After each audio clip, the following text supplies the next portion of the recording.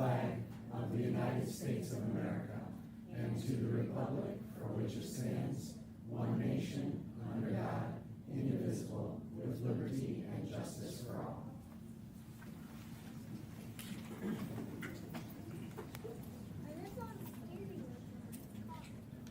Our next item on the agenda is the approval of minutes.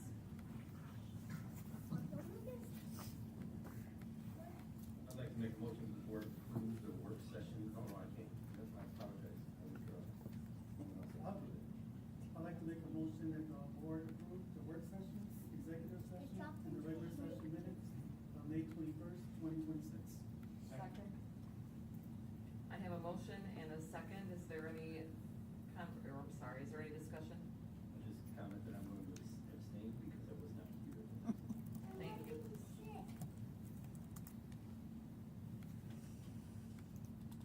Alrighty, and that passes 5-1, I know. Financial reports, we do not have any. Are there any comments on the agenda items from the audience? We have a personnel report, Dr. Buffington or Mr. Mock? Board, in your electronic packet, you've received a copy of the personnel report addendum, and the ECA personnel report for June 9th. Board action is requested. I'd like to make Personnel report as presented. I'll second. Okay. I have a motion and a second. Is there any discussion, board? No, I'm very busy. Thank you guys for the work. Thank you. Very busy Quick time of question, year. Mr. Mark?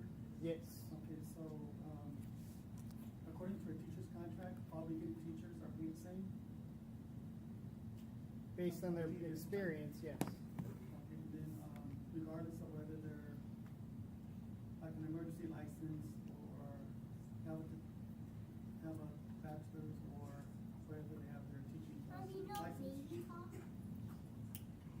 If they're licensed, Any beginning teacher would all be started on the same salary. Thank you. Right, and any other credentials would be taken into consideration. So for instance, if you had a beginning teacher coming to Hobart, but let's say they had 3 years of experience in another district, we would count that 3 years of experience and where do they fit in terms of where other teachers are that have that same experience and degree in the school city of Hobart's platter, if you would. So, yes. Keep in mind, teachers that are on, let's say, an emergency permit, that might mean that they need to take the praxis. It might mean that they're still finishing up some student teaching or whatever in a content area. And so they are treated exactly the same under that emergency permit. That's what allows us to be able to hire them if they're on one of those permits. I like it. Any other discussion from the board? If not, please place your vote.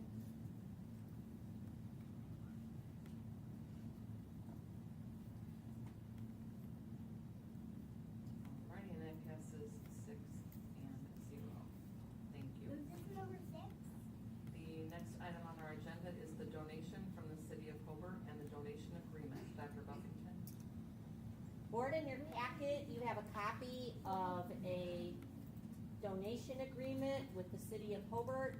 The mayor is in the back. I don't know if he has other city employees here, but thank you for attending tonight, Mayor, and any of your city employees after I go over some of this, as well as our board attorney, William Longer. And so, once in a lifetime, when you're building a building, and we have this beautiful high school. I still call it the new high school, everyone. I know you probably don't, but I do.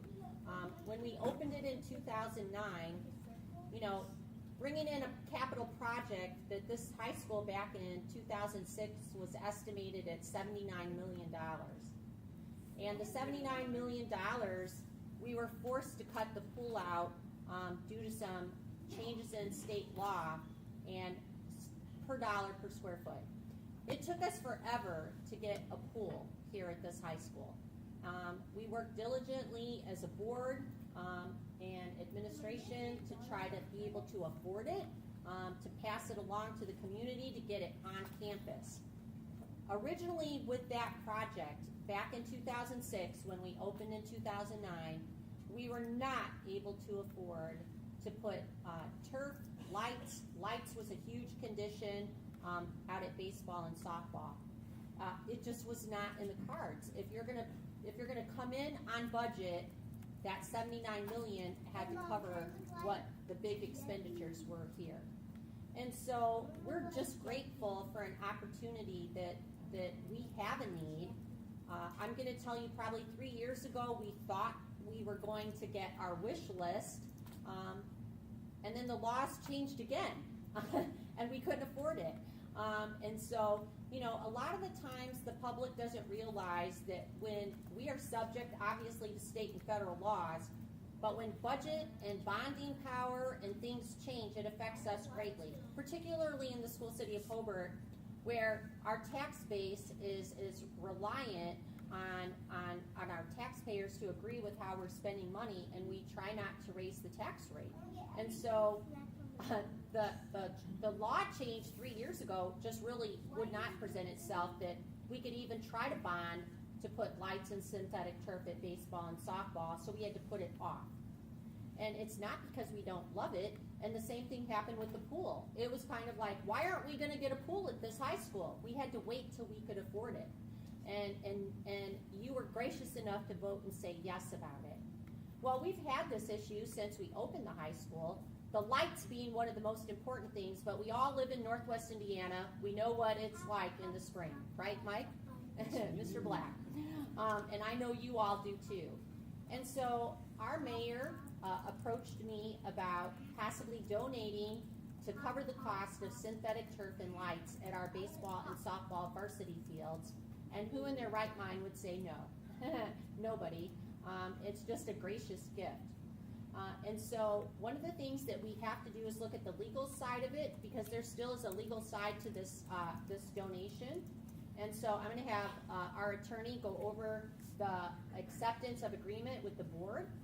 And if the board would consider this after Mr. Longer goes over it, then we would have a presentation of what's going to happen with this donation for baseball and softball.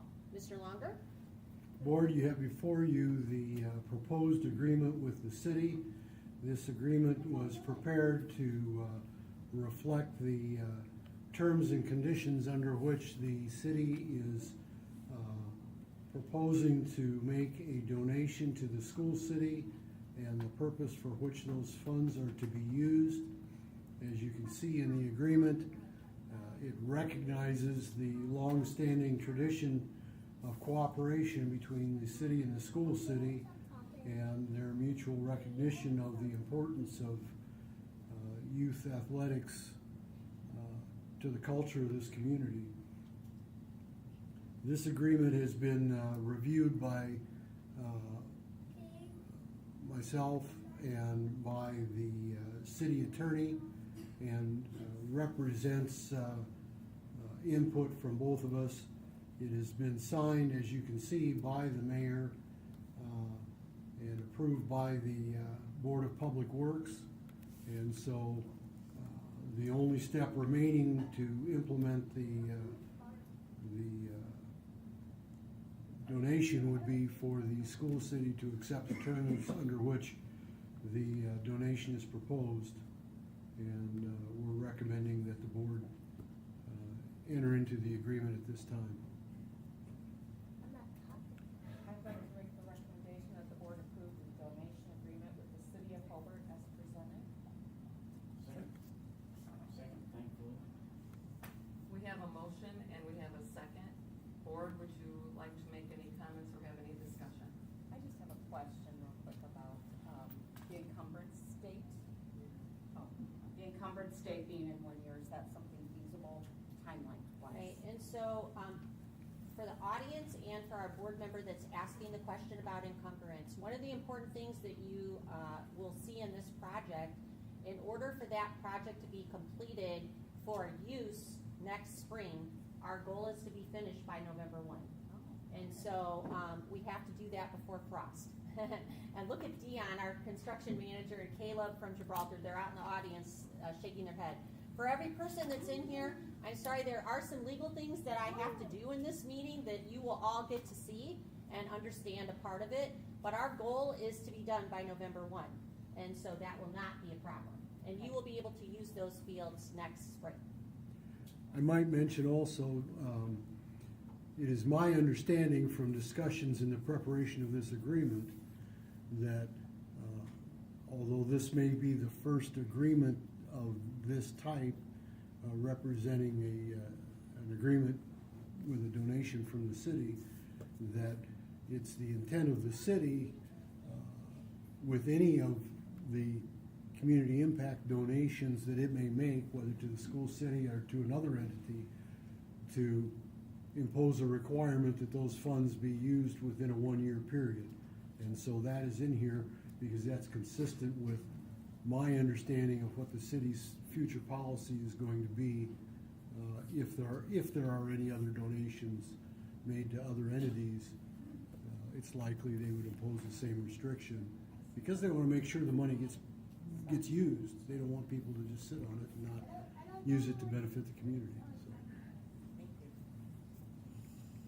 So there is a provision for amendment in the agreement. So, for example, if we were approaching that 12-month deadline and we thought there was going to be a problem, there would be an opportunity to agree with the city to extend that under the terms of the agreement if both parties agreed. Okay? Are there any other discussions by the board? If I could say, we are very excited. We are looking forward to the partnership, and we are so very grateful to the mayor and the city for, we can't say anything, there just aren't any words, so we're just very thankful for that. Board, if you would like to place your votes, please, and we could, we do not need it on that one, we're good. And there you have it, folks, 6-0.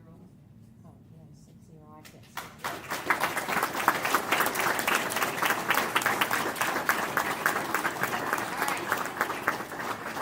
So at this time, I'm gonna call the mayor up, and he will be part of this presentation. If you are a coach for baseball or softball, you are one of our varsity players or JV players from the high school, I'm gonna have you come up as well. Let's have our athletic director, Mr. Black, and our new athletic director, Keith Kilmer, is out there. Let's have them come up too. And the mayor has a presentation for us here. And Mr. Mock, can you take pictures, please?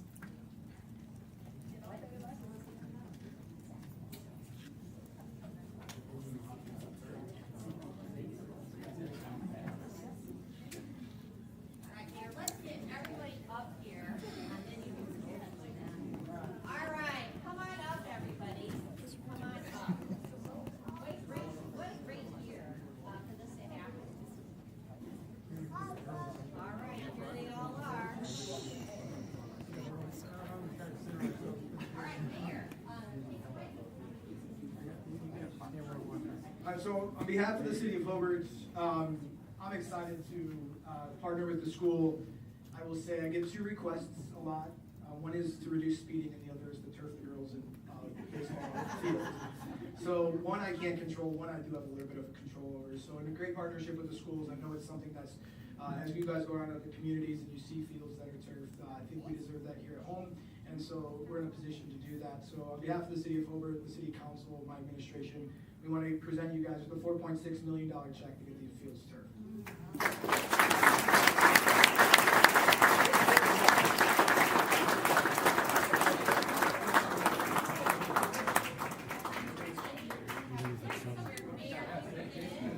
All right, let's squeeze in, everybody.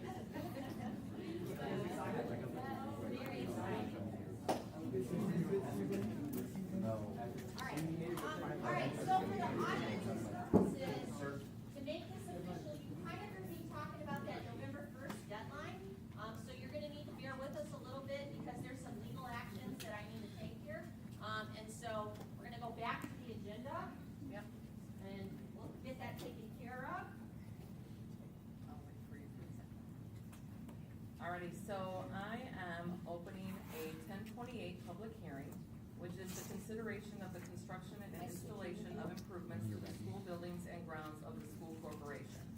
And Dr. Buffington will start that with a presentation. Okay, thank you, Mr. King. Not sure if I'll need this. All right, everyone. We are required to hold a public hearing whenever we are doing capital improvements like this. And so normally I would be having this public hearing because it would be with bonding, and I don't have to do that thanks to the mayor. So again, I'm just going to say thank you. Mr. King, I'm not sure how, is this just the arrows? Okay. Different computer. I don't even know where the arrow is. There we go. So you can see that we basically called this meeting to order, and we're going to look at the statement of purpose and the need for project. And so I think everyone in this room that's involved with baseball and softball, we're going to eliminate the difficulty and the cost to maintain current fields, which we're grateful for, inconsistent reliability with weather and game delays, seasonal limitations to allow maintenance and use, and no lighting shortens available time for use. So the proposed solution would be to turf the fields, and that would be our varsity fields, high durability for significant increase in use, weather resistant, and allow for quicker turnaround after rain delays and earlier season start for use, significant decrease in cost for maintenance and longevity, allowing for several uses with minimal issues, including expanding use for community and other athletics, and sports field lighting for extended game scheduling. So when we're looking at the overview, oh wow, and I'm going to need my magnifiers for this. So basically, you're looking at a site plan of our varsity fields.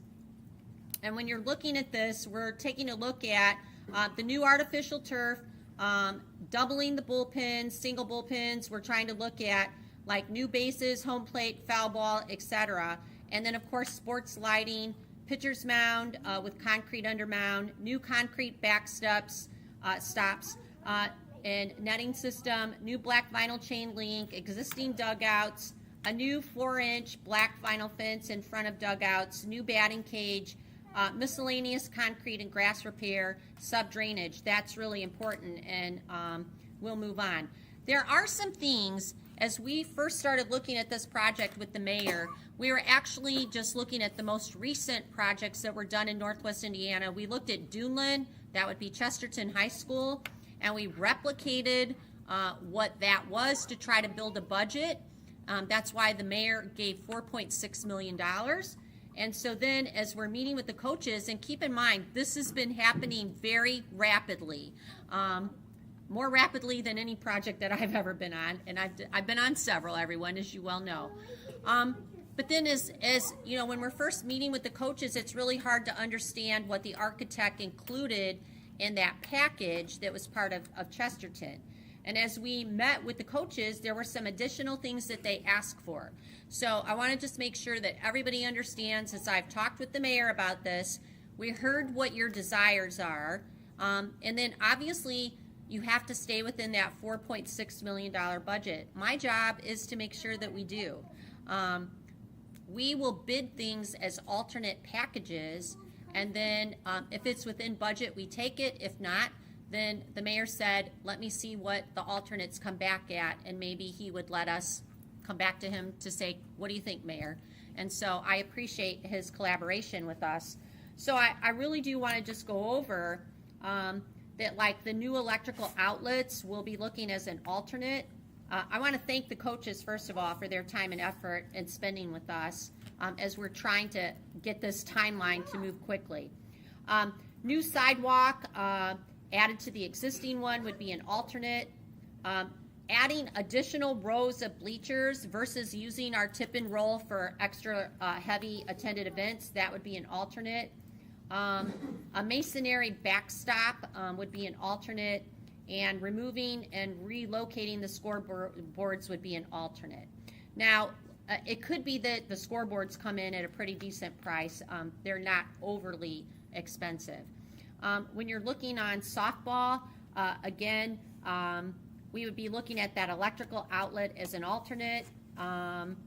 In addition, again, the bleachers would be an alternate. Again, the surface concrete, an alternate. The backstop with masonry, an alternate. And then also looking to remove and relocate the scoreboards would be an alternate. Now, we think we built a pretty good budget. And, you know, our construction manager is from Skillman. Dion's sitting in the audience. Caleb from Gibraltar, our architect, he is sitting in the audience as well. You will see us, now that it's official that we've accepted that money, these guys have been basically working for free until those contracts are signed, and we're appreciative of them speeding up this process so that we can have it next spring, everyone. So you kind of have a look here. As we were looking at the schedules and costs, this is where we came in with that original, comparing it to Chesterton High School. And that's where our bid packages will go out, hoping to hit that target or under. And all those things that I talked to you about as alternates, we'll get the contractors to bid on those. And maybe some of those items will come within our budget, and maybe they won't. But the mayor said, let me see what they look like, okay? And so that's something that we'll do. And again, we can't thank the city enough for that. So here's our timeline, everyone, and this is the most exciting part about it. You can see we're conducting hearings right now. We're going to be doing project bids June 30th, awarding bids July 23rd, and begin construction in August. And that's pretty exciting, everyone. And then construction sustainability in October, and November construction complete. You can see what a rapid process that this will be, and could not do this without the city.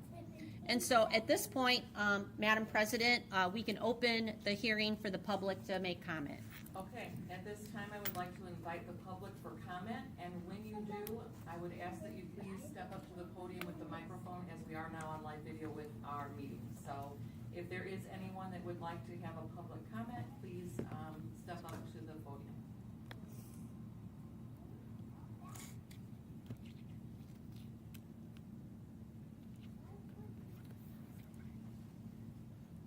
All right, so at this point, the board will consider some resolutions for our contracts with the architect and the construction manager. Okay, at this time, I'm going to close the public hearing, and we are going to move forward to our next item, which is the selection of the architect.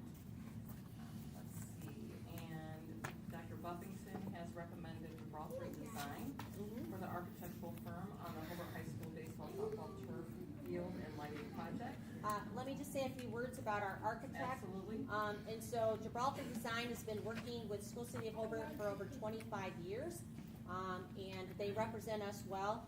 They are the crafter of this high school, and I'm pretty demanding, and they always meet those requirements. And it would be with great pleasure that you obviously would choose the architect that did such a great job on our high school. So that would be my recommendation. Mr. Longer may want to go over the agreement with the architect before we look at the resolution. The agreement that you have before you, I have reviewed that. Much of the language in there is standard language. I have nothing in the agreement that I have concerns about. Obviously, it's easier to have no concerns when you have decades of experience with a particular company, and they've done excellent work over the years. I will indicate that opening the contract for bids is not required. The board has the right to exercise its discretion in the selection of an architect, and specifically has the right to even if the amount were so high that another process might be required, they would have the discretion to deviate from that when they have somebody they've worked with before and had a positive experience. So I have no reservations at all about the board approving the contract with Gibraltar. Thank you, Mr. Longer. Secretary Forrest, could you read the title of the resolution, please, since it is up on the screen for the audience to read the whole resolution? Sure. We have the School City of Hobart Board of School Trustees, resolution number 2026-18, resolution selecting architect for projects funded by community impact funds and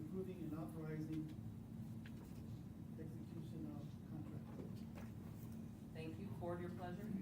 I'd like to make a motion that the board adopt resolution number 2026-18, naming Gibraltar Design as the architect for the Hobart High School baseball, softball, turf field lighting project.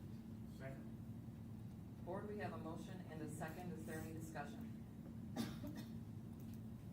Thank you, Gibraltar, for doing that so quickly, getting that all together. I'm surprised she gave you that long. Caleb, you can express that to Mr. Thompson, please.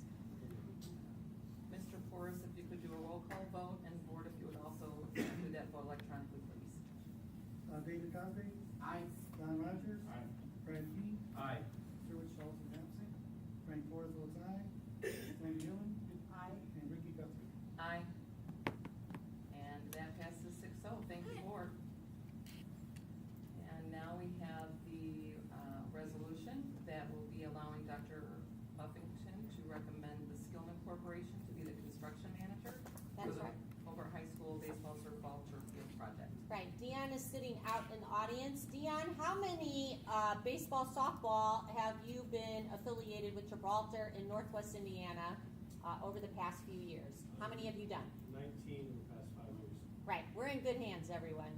And so he'll take really good care of us along with Gibraltar, and his expertise has been amazing as we've met with coaches and the ADs, and we're really looking forward to working with Skillman on this project. So thank you so much, Dion and Caleb, for being here tonight. A great recommendation for, because Dion is like fabulous, really fabulous. Would you like Mr. Longer to? Yeah, Mr. Longer, same thing with the agreement. Same thing, I've reviewed the agreement, I have no concerns about its terms. I think we have one term in the two agreements that we're gonna coordinate, but that's not going to be an issue. And once again, the board, under board policy and state law, has the discretion to, in terms of the process for selection, and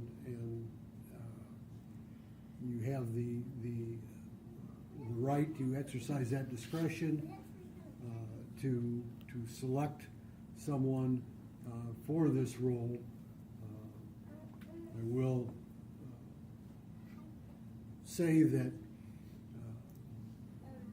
Skillman does have a history with the city of Hobart, and in my prior role as city judge, I was quite involved in parts of the police court complex project, and so I am confident that once again the school city's in good hands with Skillman as a construction manager. Thank you.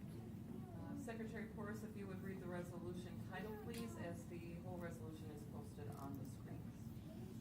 We have the School City of Hobart Board of School Trustees, resolution number 2026-19, resolution selecting construction manager for Community Impact Fund project and approving and authorizing execution of contract. Thank you. Board, your pleasure. I'd like to make a motion that the board adopt resolution number 2026-19, naming Skillman Corporation as the construction manager for the Hobart High School baseball, softball, turf field lighting project. Second. We have a motion and a second. Is there any discussion? I will be abstaining from this vote as I do have a close family member that does work for the Skillman Corporation, so I will be abstaining. And Mr. Porras, if you would please do a roll call, and Board, do your electronic votes as well. Yes, David Cosby, Aye. Don Rogers, Aye. Brad King, Aye. Stuart Schultz is absent, Frank Forrest votes aye, Sandy Dillon, Aye. and Ricky Guthrie. Abstain.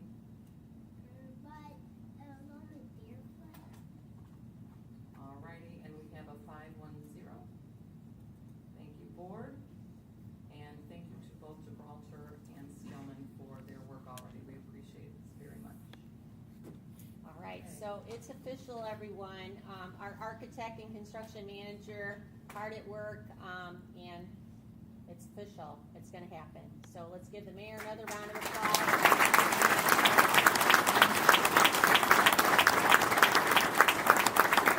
So, and we thought it's so appropriate, I I want to thank all the students that came here. I specifically asked the coaches and our AD to make sure that they come tonight because this is such a special occasion.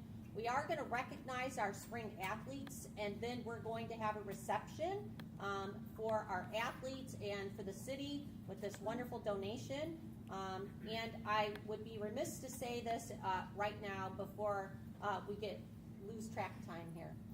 This will be the last meeting of our athletic director, Mr. Black. He is going to do a great job. He's moving to be closer with his daughters. They all live in the Indy area now, and he's just done an incredible job for us as a teacher and as an athletic director. And I cannot think of someone that has greater character and integrity and dedication as this Bricky. We celebrated him a couple of times last week, and parting is such sweet sorrow, but he has been doing a great job with Mr. Keith Kilmer, who will be taking his position, and he's another fine individual that just values what it means to have a strong athletic program in your community. So we're very thankful for that. But Mr. Black, I know from the parents, the coaches, and our staff, we cannot say enough kind things about you. You are an extraordinary individual, and they are so blessed and lucky to have you. And you will be missed, but we are so proud that you will carry on the values of Brickies wherever you go. And don't forget, once a Brickie, always a Brickie. And let's give it up for Mr. Black.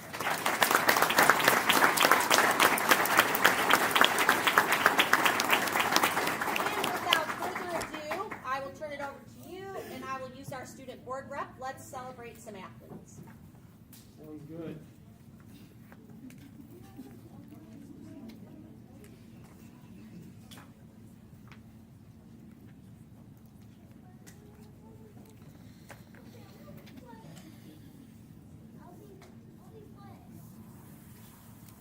Thank you, Dr. Buffington. Thank you to the school board for the invitation.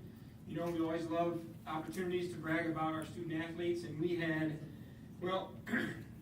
a fantastic spring season. It was not fantastic for weather, maybe one of the most difficult ones we've endured the last decade, but it was fantastic for sports. We had 3 sectional champion teams in a single season, which was fantastic. I think I said fantastic about 8 times.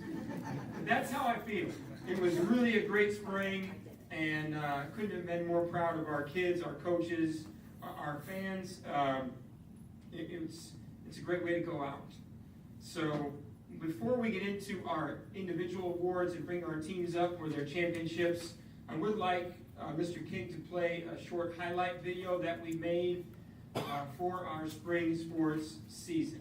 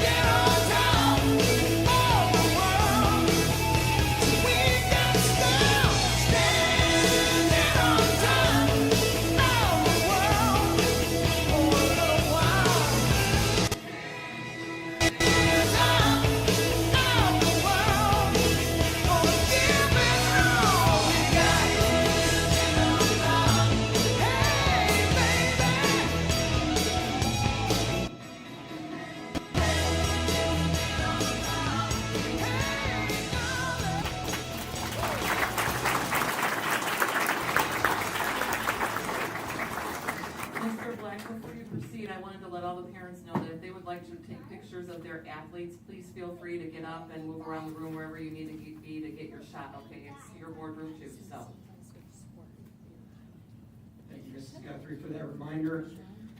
Before we pass out any awards, the video, no way that could happen without all the awesome parents that take and share fantastic photos. There's that word again, fantastic.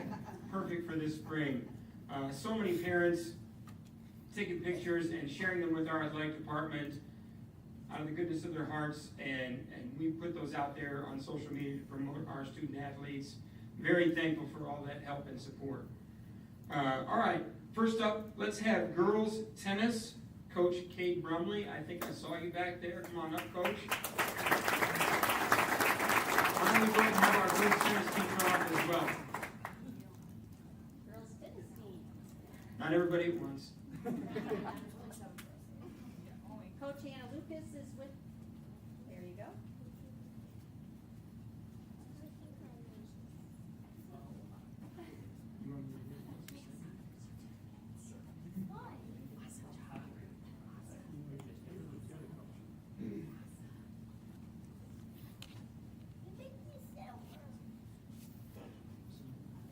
Yep, congratulations.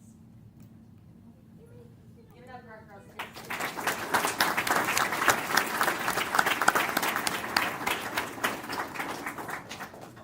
So just really quickly, I'd like to go over a little of what our girls were able to do this year.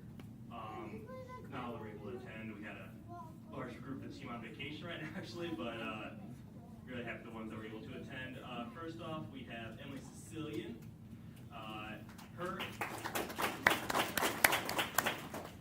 Her and Leilani Venegas, who was not able to attend today, are co-captains this year. They played 1 and 2 singles, which are a tough position to play back to back to back every single day, and knowing you're going to be facing 2 very good players every single match.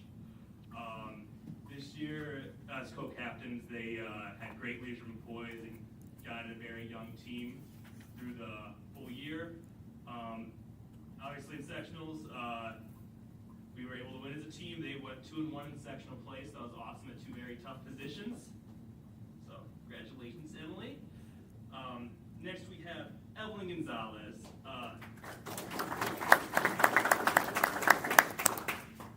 This year, Evelyn, the easiest word to describe her has just been consistent. She played 3 singles.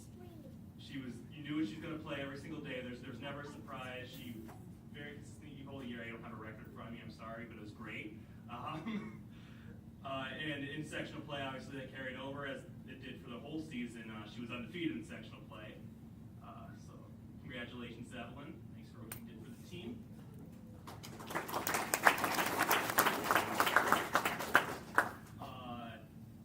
Next up, we have half of our phenomenal freshman duo won doubles here. So maybe we're well over halfway through the season, need to mix things up and put 2 freshmen together, 1 doubles, and they immediately shined through the whole year. Yeah, played great, high energy the whole season, went 8-3 as a team, and stayed undefeated through sectionals. So that was awesome to see. And then our 2 doubles, I'm sorry, I haven't gotten to you. Half of our 2 doubles is here today. Extremely well. I just want to say they saved their best for last. That unit, they had a great year. They had different partners throughout the year, but once you find a unit there, they played extremely well together. They went undefeated in sectionals, and what I'd like to note is just they played an Andran team that was very good there. This could be a 50-50 match, and probably were off the courts in an hour max. It was an amazing surprise to see them playing such great tennis to close up the year. And just very quickly about the team, I want to say during the year we had a 6-match skid of losses, which this team could have chosen just to hang up a hat and that's, just crawl throughout the rest of the season. But they turned it around, finished before regionals with 6 wins to make up for it, and obviously the sectional trophy, which was a lot of fun to get. Finally falling to number 8 state ranked South Bend St. Joe. But I will say we looked great against just a very phenomenal team that I cannot praise enough. So yeah, very proud of the team.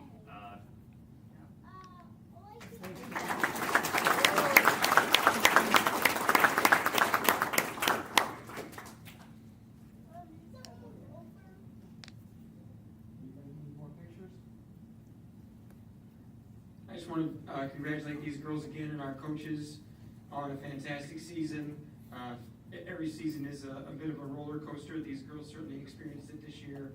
But John Wooden, legendary college basketball coach, Hall of Famer, always said, be at your best when your best is needed. And that's exactly what these girls and these coaches did. They were a lot of fun to watch, especially playing at home and getting beat Andran on our way to the sectional championship. So great job, everybody.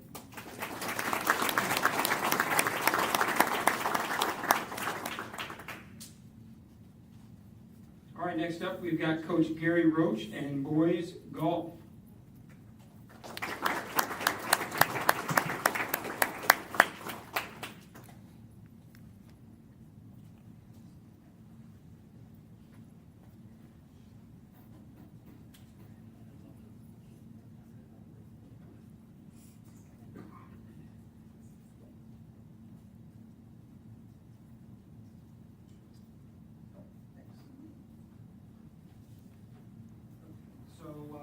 We started a new thing this year called H Club.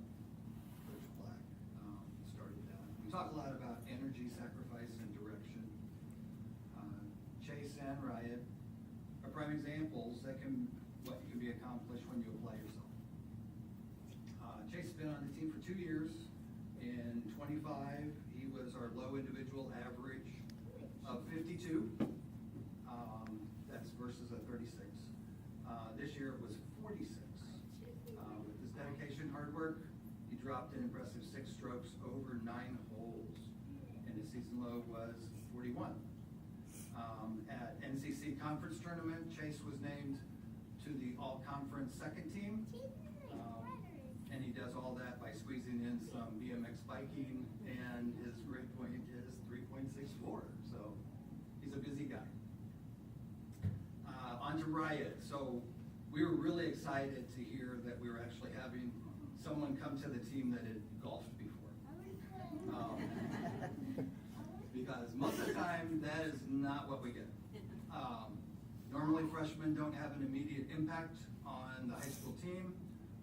At the KV Invite, Riot ran off a string of pars and birdies on holes 3 through 9 on the front 9 at Chesapeake Run, sorry.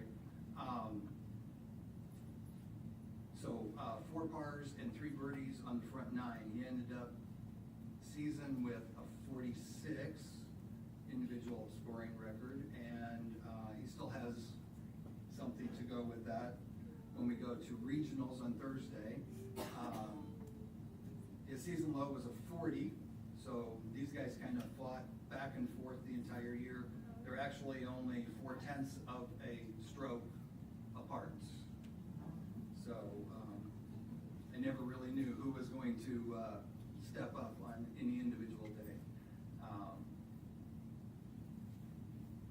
At sectionals, which was this last week, Riot took second place individual to advance to regionals with an 85, and he was 11th out of 51 players that day.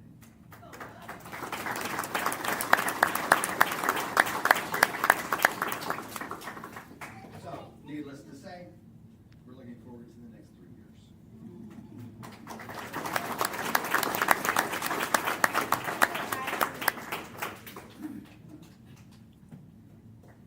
I'm actually looking forward to Thursday when Ryan gets to play in the regional, and then we'll worry about the next 3 years.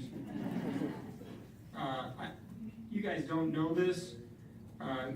Gary is one of the most, we have great coaching staff here, great people. Gary is as dedicated as anybody here. You know, with a terrible spring like this, you wonder, okay, well, if it's wet, the fields are bad, maybe the baseball can hit in the cages, or they can practice on the turf. What the heck does golf do? Well, through Gary's vision, we basically have created a golf simulation area in an upstairs storage room. And Gary works with our boys and girls in the off season and during the season in small groups so that they can continue to work on their fundamentals even if they can't be on the course. And We've invested, he's done some fundraising, we partnered with him on getting some equipment in there, and it's really a pretty awesome what you've been able to do in a limited space like we have. So kudos to you, Gary, and keep up the great work with golf.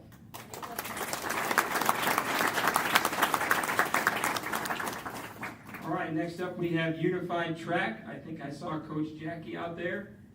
How about our Unified Track team? Come on up.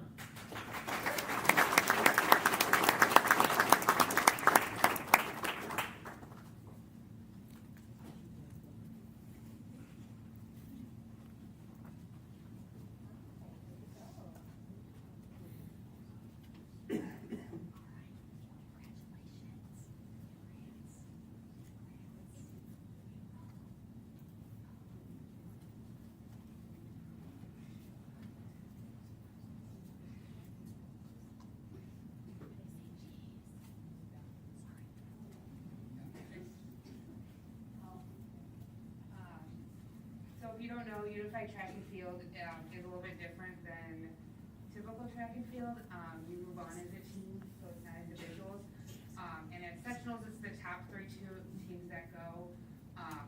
So during the season, our track team was kind of struggling, trying to click everything together. And then they went to sectionals, and every single person placed top 3 and hit their personal best. And second place and third place were 103 and 104, and first place is what we got at a 145. So they came out and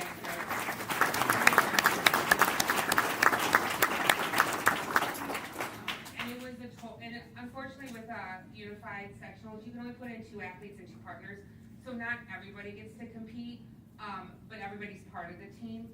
So we had people like David. He was an important part in helping one of our athletes win the 400, and Gwen's not here, but she shaved off 13 seconds in her 400 because of David cheering her on and telling her to go faster. Brooke jumped 3 feet farther. Sophie helped an athlete stay with the team. Haley's ultimate goal this season was to beat someone in the 100. Wyatt, 6 seconds in his 400. I can't remember, they all had PRs. And Caden, you're 20 seconds. He threw 5 feet farther. So that helped us move on to regionals, and where we had Penn and Elkhart, and those were top 2 unified at state. And our unified program is a true unified program where we showcase our athletes, and that's what matters to us. So they, we do what's important to us, where our athletes are the prime partner, reason why we compete. And we couldn't do it without Dr. Buffington and Mr. Black and Mr. Cameron. So we look forward to our next endeavor. Next year. But I couldn't be prouder of this team, and we look forward to next year. Yep. We do too.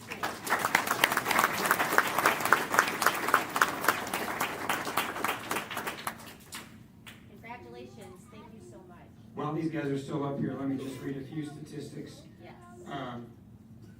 One of my goals when I got this job 8 years ago was to start Unified Track, because I thought it was something that was going to be important for our school culture. And Jackie has been one of our leaders the entire time, and she has done an amazing job building this program and building it the right way, keeping the main thing, and focusing on our student athletes and giving them an opportunity to do something that they normally wouldn't get a chance to do.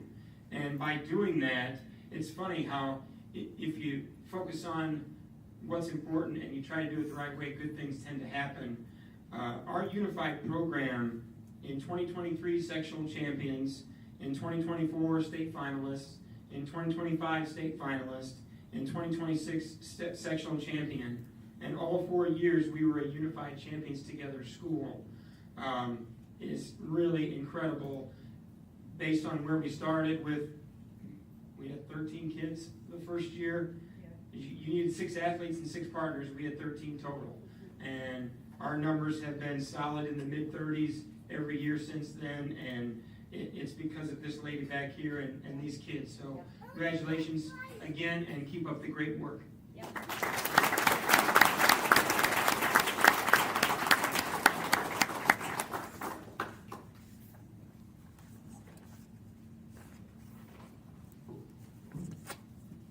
Okay, next up we've got softball and Coach Josh Coons. Coach?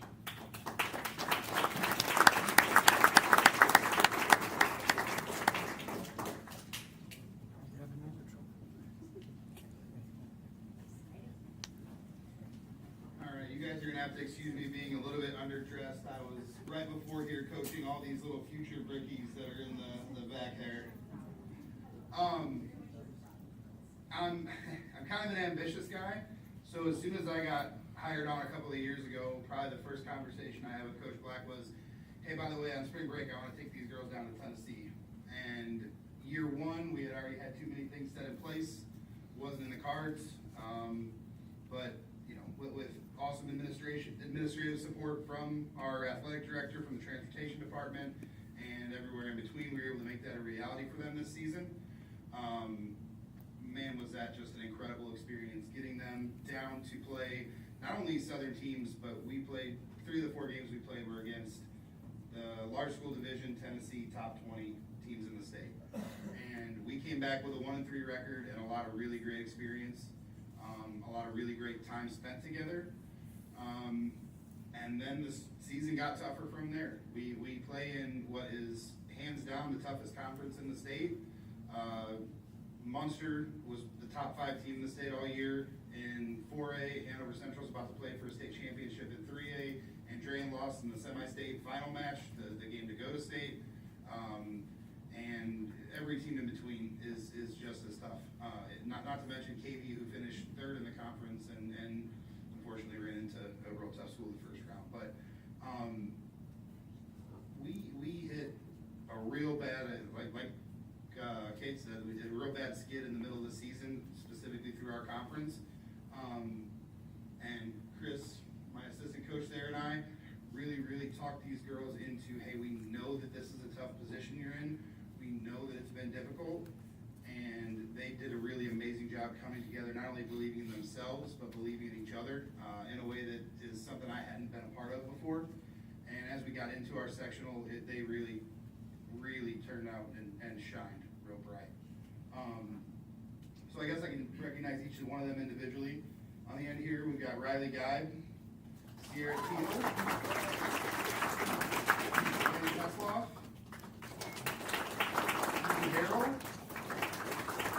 Alexis Coons, Laura Sasaki, Alexis Turley, Elizabeth Amron.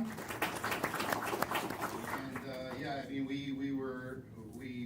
put ourselves through the sectional and really gave a really incredible Lake Central team, who's another team that's about to play for a state championship next weekend, everything they wanted in that regional game. The score doesn't show how tough we played them, but I was incredibly proud of what they did.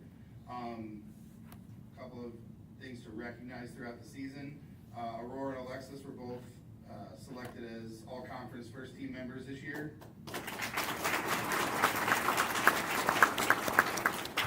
Nora Hornak, who's not here, was a second team all-conference member and broke the school record for stolen bases. Kylie Vladovic, all-conference honorable mention.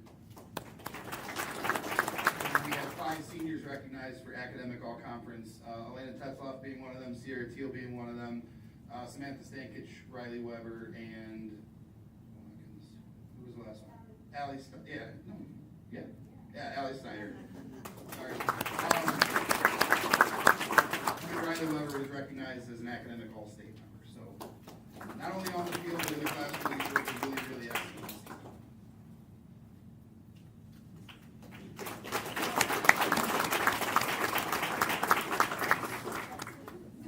Real quick before these girls sit down,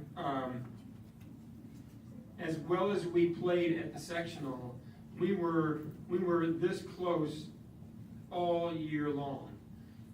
And I can't tell you how many times Coach and I had discussions either after a game or the next day on the phone or something like that, like, we're gonna put it together and it's gonna be awesome. Maybe I should say fantastic. And sure enough, again, going back to similar to girls tennis and Coach Wooden, be at your best when your best is needed.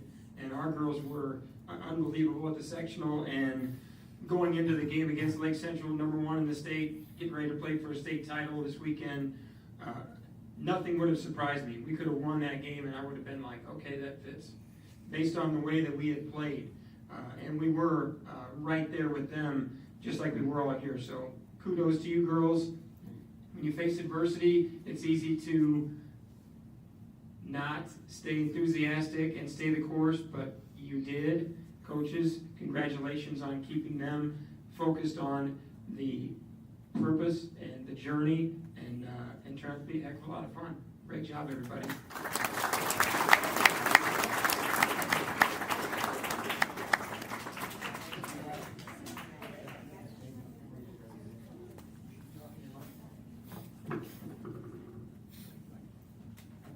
I think it's important that we point out that how important athletes and their parents are to us, because every one of the athletes and parents has a seat, and the guy that gave us $5 million is standing in the back. He needs to come earlier.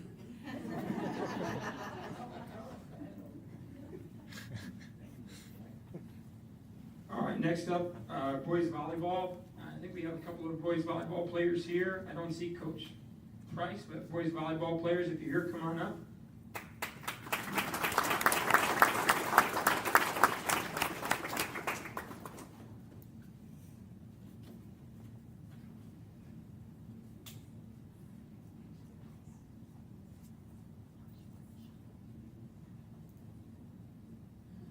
All right, we've got Wyatt Trinosky and Matthew Peterman. Now, I don't have a ton of information here from Coach Price, but I do a little research myself. And first of all, let me talk about Wyatt briefly. Wyatt, first-year volleyball player, and as a senior, that takes a lot of courage to come out and try something new. And not only did he play volleyball this year, but he also was a diver for us. And you saw him up here earlier competing for our sectional champion unified track team. So multiple sports, not just this year, but this spring. Fantastic. And also carries a 3.962 GPA, which is excellent. Great job, Wyatt. He's here for an academic all-conference. And then Matthew, band, ROTC, and volleyball. This is a really big number. You guys ready to hear the GPA? 4.677 GPA. Number 3 in your class. Is that correct? Hold on a second. You might be saying, like, how does a student get a 4.67? That's because when you take early college classes, those classes are weighted. And so that would be an example of a student that's been taking advantage of free early college classes. You know, I have to put a plug in for that. So there you go. Before these guys sit down, Matthew was academic all-state gold. So that's why he's here. And boys volleyball, like girls wrestling, was an emerging sport 4 years ago. We decided to give it a try to present another opportunity for kids to compete and be a part of something special that's bigger than themselves. Our boys volleyball team had a rough start, had 0 dubs in the first year.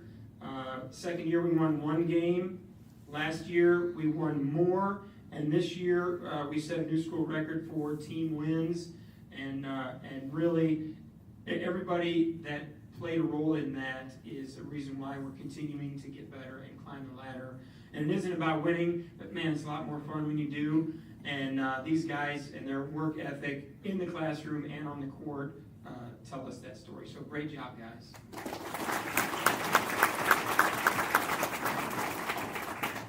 Next up, we have baseball and Coach Wineland. Coach.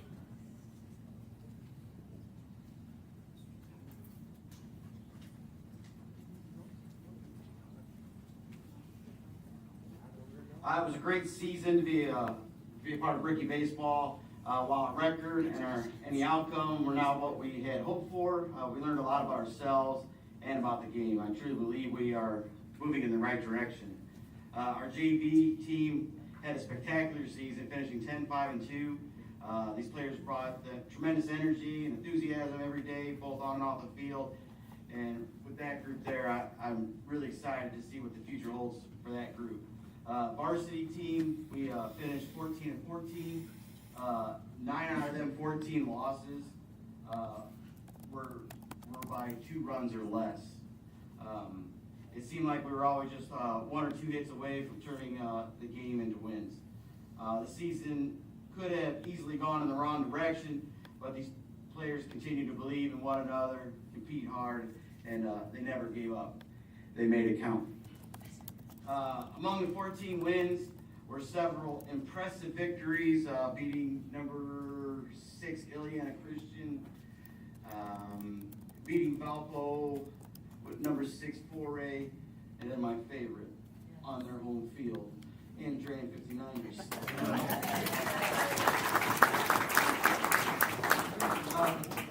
Some of our varsity accomplishments include we had 5 players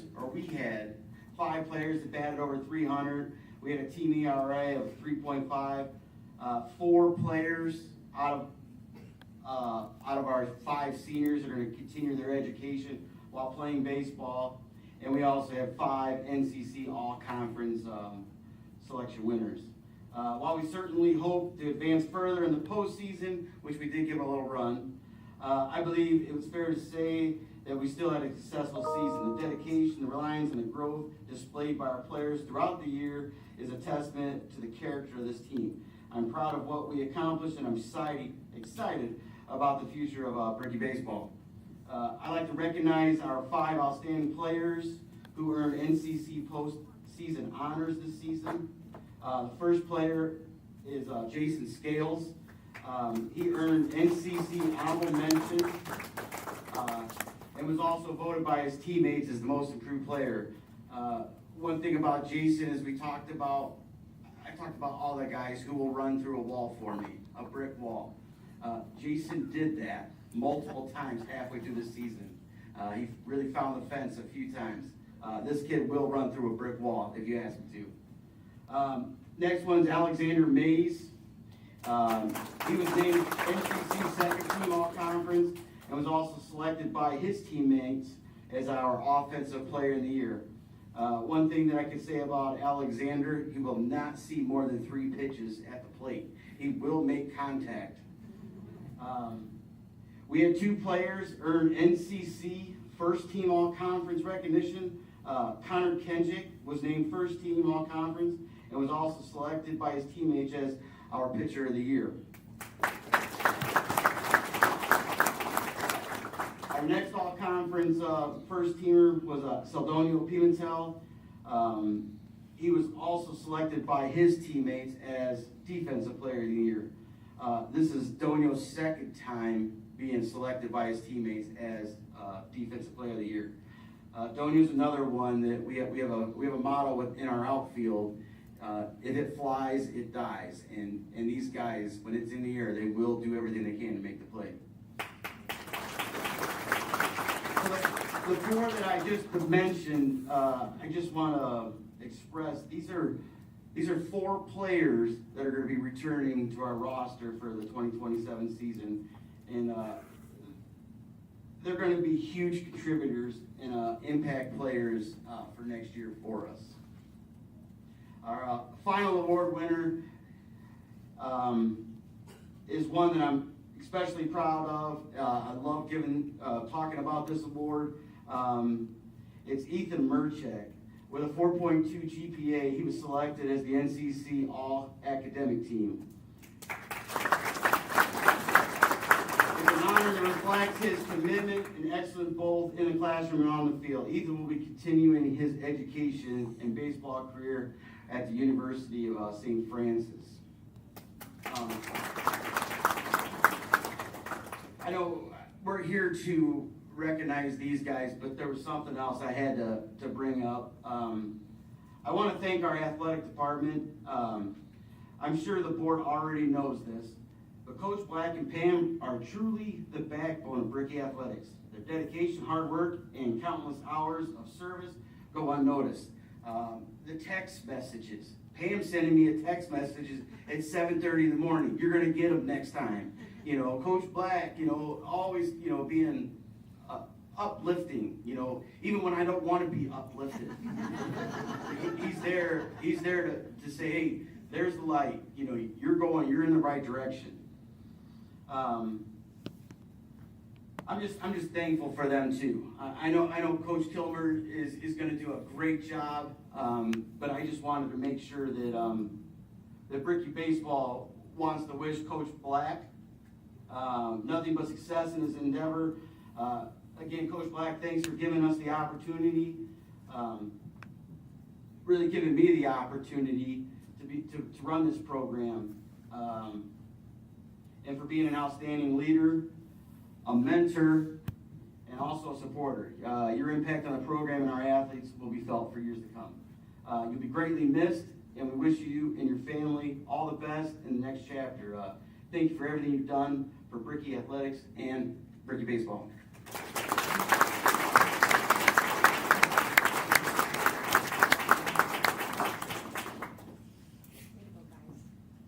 They're all waiting for me to say something else. Great job. Fantastic season, guys.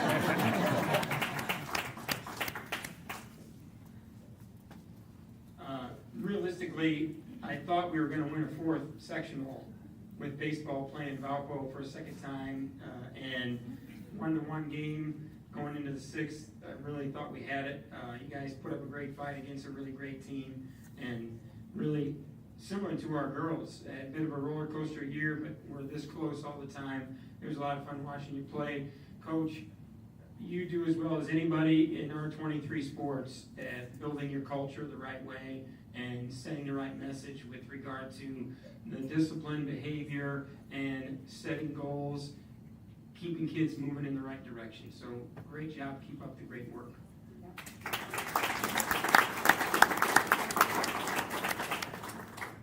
All right, so we only have one more hour here left because we have Coach A coming up for boys and girls track. Best for last, Coach.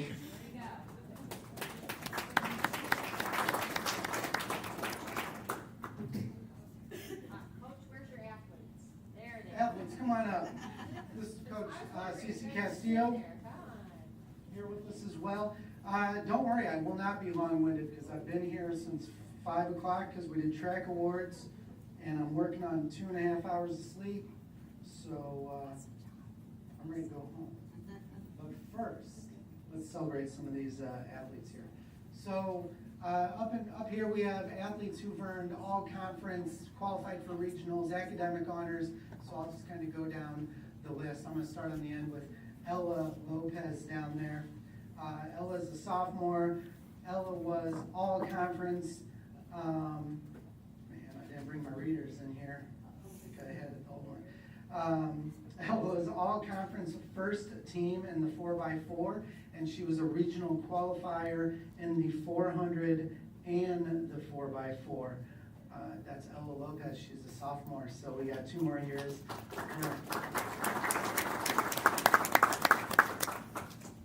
Then we have Liliana Lopez, not related, right? But the number of times I enter the wrong Lopez into an event on the computer is too many to count. Liliana Lopez was a all-conference performer in the 4x8, as well as a regional qualifier in the 4x8 this year.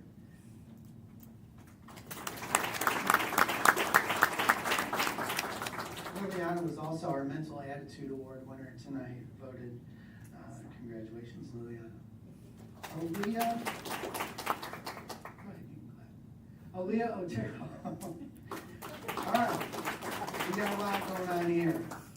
Aaliyah Otero was our MVP runner for the team. She scored 100 and a lot points, yeah, over 100 points for us. Aaliyah was an all-conference performer in the 4x8 the 400 and the 4x4. She was a regional qualifier in the 4x8 and the 4x4 for us. Leah was also an NCC academic performer in track and field.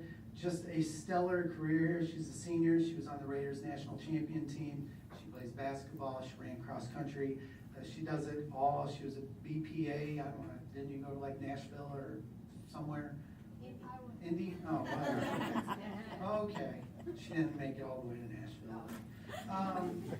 Just historically, if I was to look at our all-time best here at Hobart High School, Aaliyah is planted firmly in that mix. She is top 3. I won't read the super specifics, but she is top 3 all-time for Hobart in the 100-meter dash, 200-meter dash, 400 and 800-meter split, 400-meter split. She's on 3 of the top 3 relay teams in school history. And for fun, because I'm the cross-country coach, she also has the number 15 time all-time 5K for Hobart High School in cross-country. Just what a stellar career.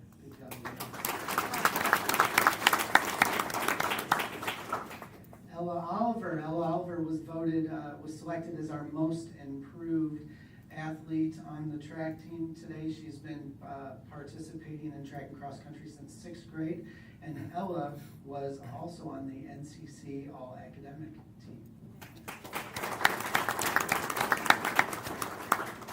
Cassie Cohen, another one, much like Aaliyah, a stellar career here.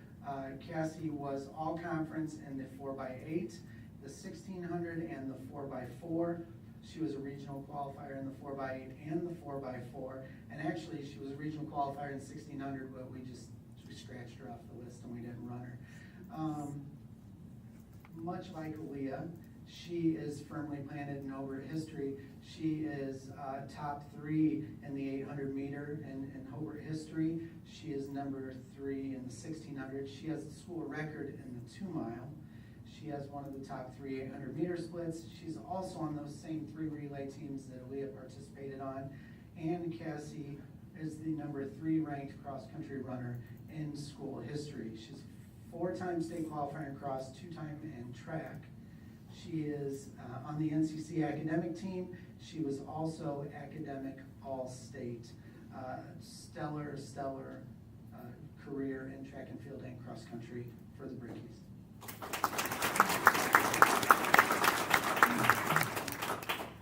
Bree Zahn had a standout season this year. Bree was the conference champion in the shot and the disc. She was also a regional qualifier in the shot and the disc. She's ranked 3rd all-time in Hobart history in the shot and 6th in the disc. She was also a member of the all-academic NCC team. Just a phenomenal season for Bree. Those 3 were our 3 leading point scorers, kind of in that order, Aaliyah, Cassie, and Bree, which I gave Bree extra props because while these other yin-yangs had to run 4 and 5 events to score that many points, Bree was limited to the 2 throwing events and still pulled off nearly 100 points on the season. Outstanding.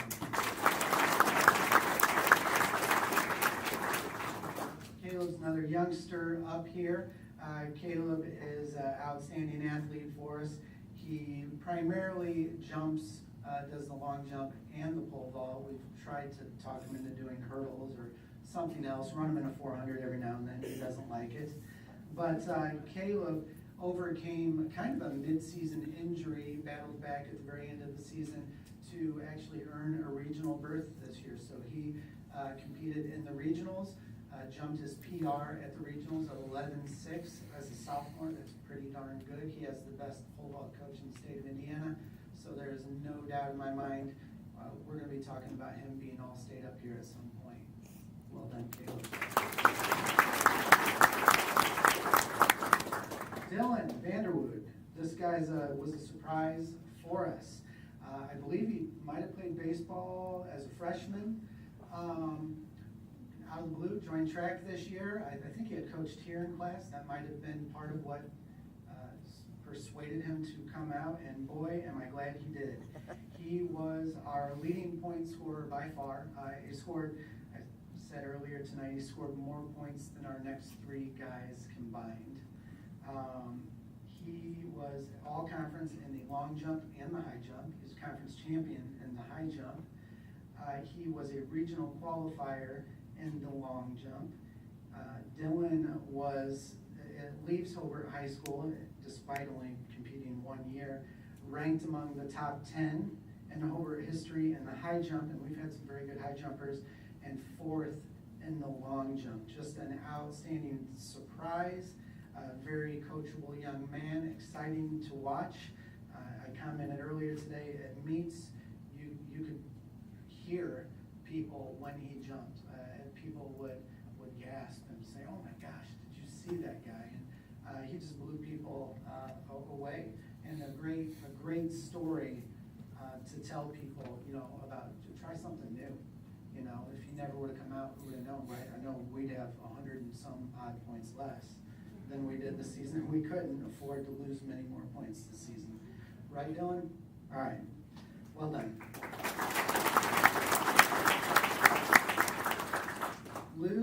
Lou was an outstanding distance runner for us. He's been a mainstay at the top of our distance crew for the last 4 years. He's been a leader for us, a good role model, a great teammate. I always say that about Lou. He is a fantastic teammate. In spite of the fact that he was balancing a couple different drama productions, he was becoming an Eagle Scout, he still found a way to be a contributor to our team, earned academic NCC, and he was also an academic all-state selection. First team.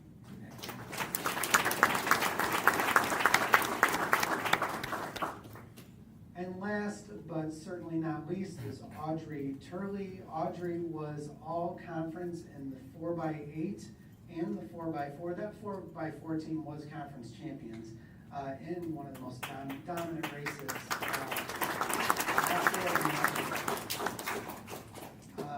Was a regional qualifier in the 4x8 and the 4x4. I didn't explain much about that. To go to state, from regionals to state, you have to be top 3 at the regional. And our regional is loaded. Lots of all-state athletes in our regional. Lots of state champions actually came out of our regional this year. And our girls, our 2 relay teams, were 5th and 6th, which is painfully close to being state qualifiers. They were outstanding. Audrey, again, was part of those 2 teams. Audrey leaves as well among the top 10 in the 800, top 5 in the 800. She is on that same relay team with those 3 girls that were constantly chasing school record here. She was also a highly decorated cross-country runner. She was academic all-NCC as well as academic all-state, as well as #1 girl in the graduating, #1 student in the graduating class, and the #1 girl.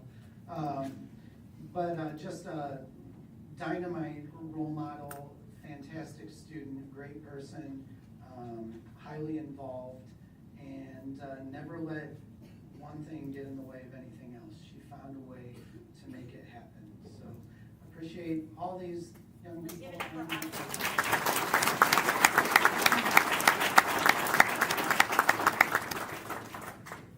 Thank you, Coach A. Let's get a picture of these fine people. There you go.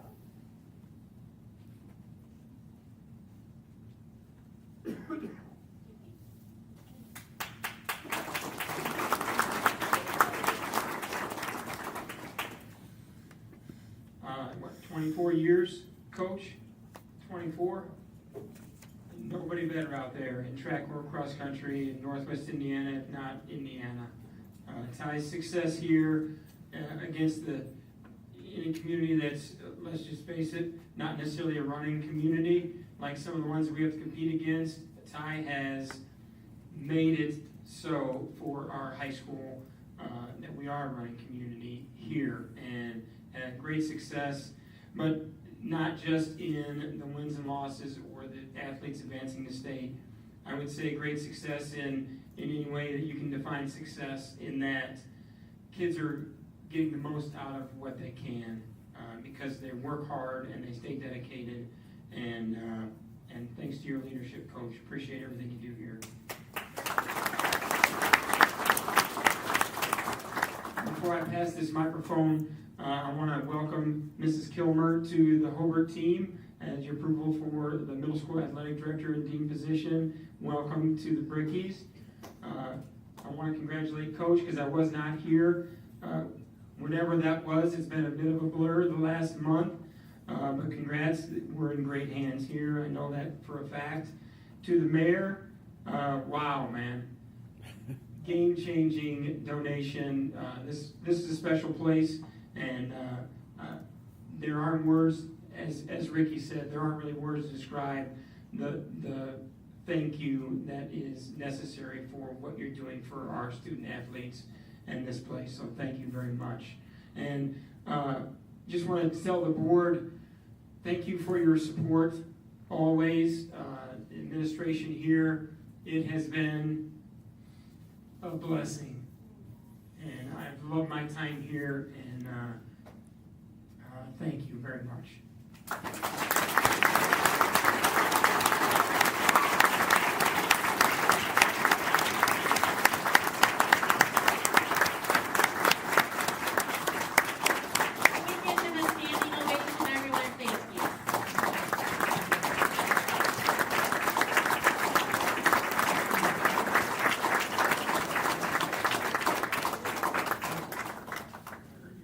I told him, don't make me cry.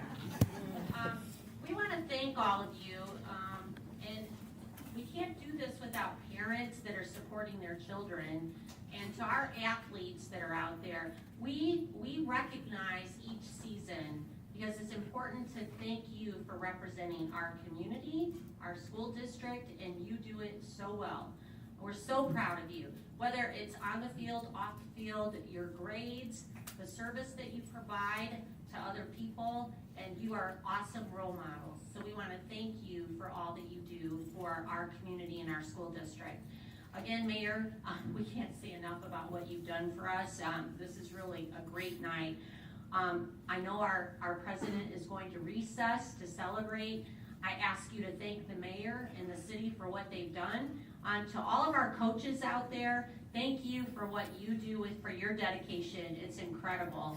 And let's go out and win some more. Thank you for attending tonight. And Madam President? We are now recessed for a reception. There you go. Let's thank the mayor, everyone, and thank you for coming tonight.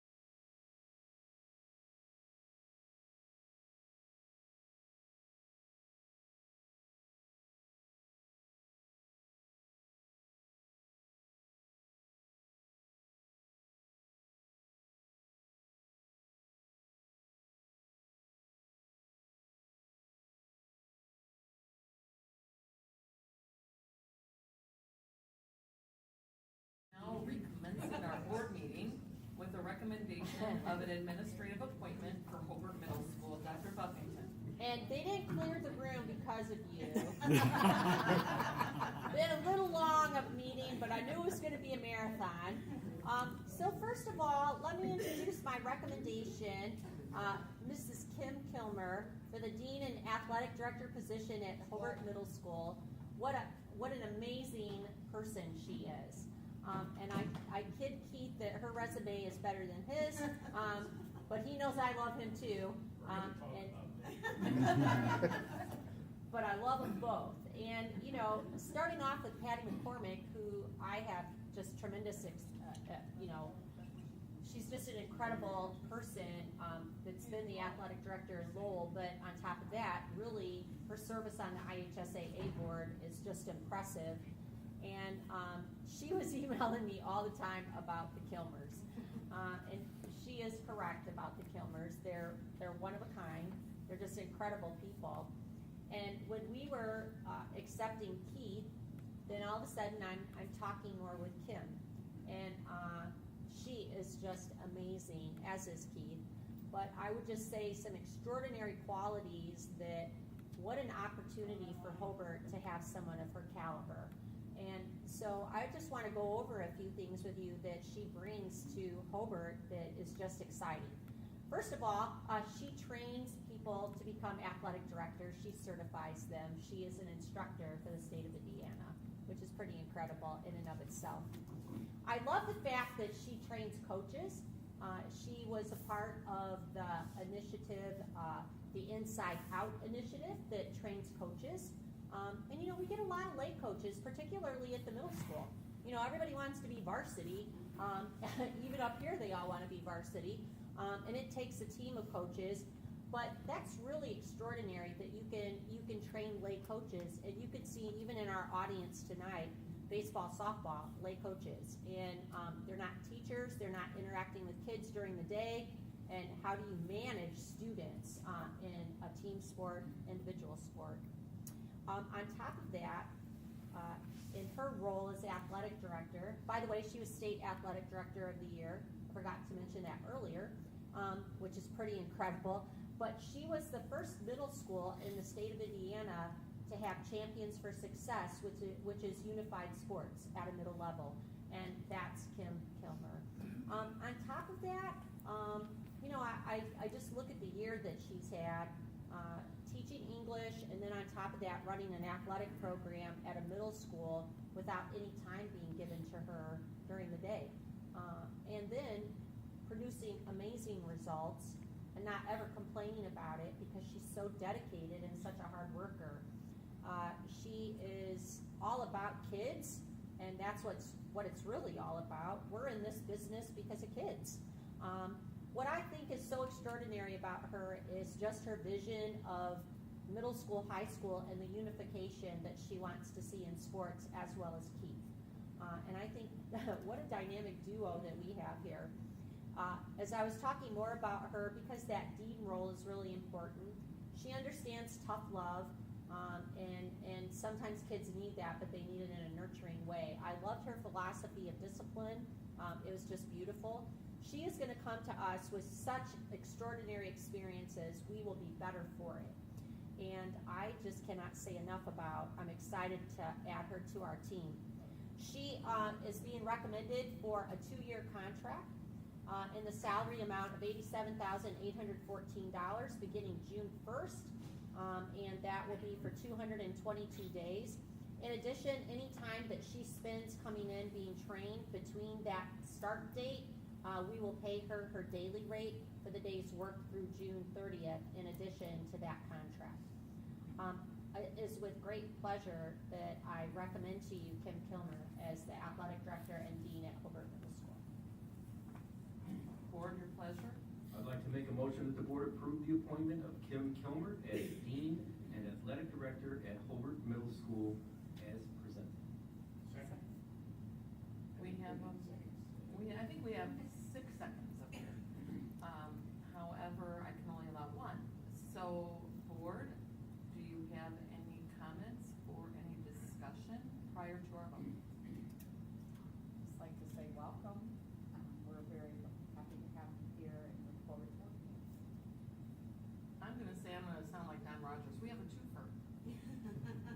or BOGO, or however you wanna call it, I like it. Yeah, well, one of the interesting things is Patty McCormick said, you have them and now you have me, cause I'm gonna come and visit and help them.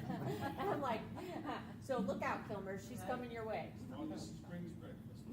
There you go, there you go. I can give you that. So, just welcome. I'm very excited for what you're gonna bring, for what you're gonna do, on both sides really, as a dean and as an athletic director, and the breadth of experience that you're bringing to us is amazing, and it's, I think, gonna elevate the entire team. So it's not just a hire for one position, it's really a hire for the entire middle school, so glad to have you. Coaches, athletic directors, you guys can just get rid of your house, because you guys haven't did it for all these years. It's like a stopover spot. Welcome aboard. Thank you. Welcome. Yep, if there aren't any further comments, board, if you would please take your electronic votes here.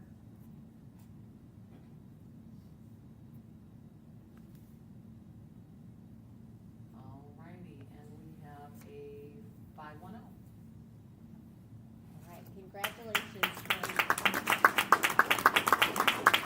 All right, and I would like to say Kim's lovely mom came here tonight, and we're so thankful that you came tonight to support her. And Kim, if you'd like to say a few words, you sure can. Welcome aboard. Thanks. First, I just want to say thank you for the opportunity. We walked out of this board meeting with you people 2 weeks ago, maybe, and I was just moved. We were moved at what we witnessed and the kind of people and community that you have here. And I sat through it again tonight. It was amazing to see how you recognize and take care of people. I am finishing my 27th year in Lowell, and Keith is 31, and I can tell you now I've never sat through a board meeting ever in my time in education like I did today or 2 weeks ago. So that's pretty amazing. I'm gonna get emotional. I want to thank you for this opportunity. I'm truly honored to serve as the dean and the middle school athletic director. Please know that I do not take this responsibility lightly at all. I know that it is an awesome opportunity, and I'm just grateful for the confidence that you have in me. I believe, like Dr. Buffington said, that middle school is probably one of the most important experiences of a student's life. It's at that moment that they are figuring out who they are and growing academically, but socially and emotionally. And as Dr. Buffington said, it's all about the kids and how we reach them at that level. And that's my jam. That's where I am. I'm a middle school person. You have to be that kind of a person to be in this for the long run in this house, right? So I'm very excited. As a dean, I'm committed to building those relationships with not only students, but with faculty, with staff, with families. I'm excited to venture into that part of it, building those relationships and cultivating that for kids. As an athletic director, I'm committed to not only making sure we have quality athletes, but to making sure we have better people in the long run. That's really the hope, that we turn out better leaders, better one day husbands, fathers, mothers, right? And we're going to teach them all that through sport. That the hope is that they get to be better leaders and better teammates, and learn to use that grit to persevere. I do have to say that I am thrilled to continue to get to work alongside my husband in athletics. He's taught me so much, and to continue this journey with him here in a place that values people is just amazing. And thank you to my mom for her love and support always. I'm so excited to be a Brickie and to learn the Brickie way, and I really thank you for the opportunity.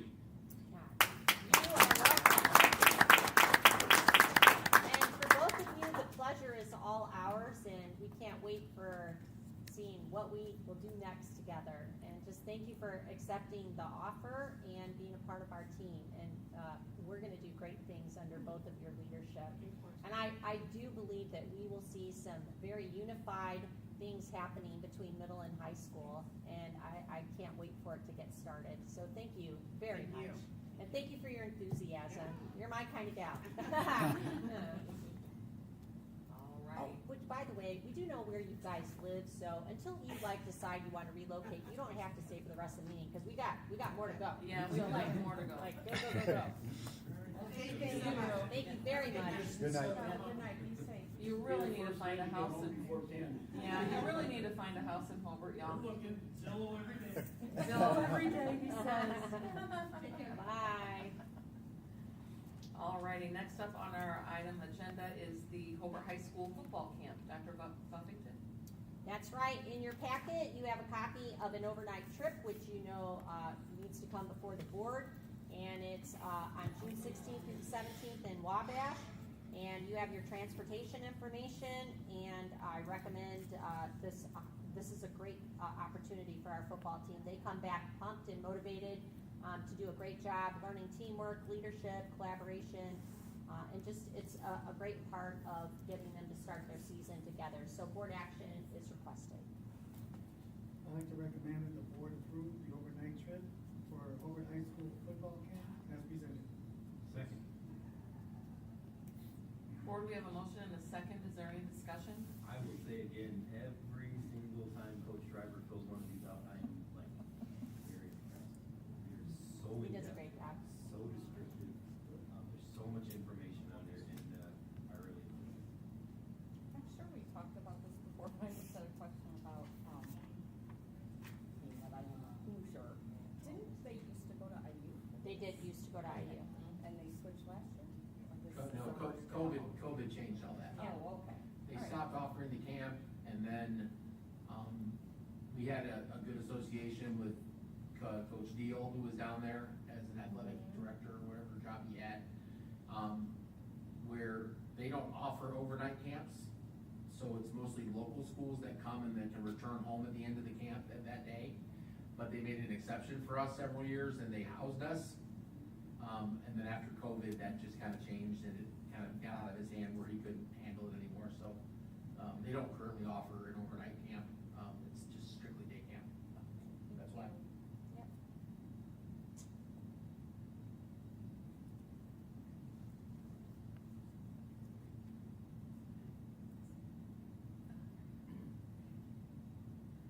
And that passes 6-0. Thank you, board.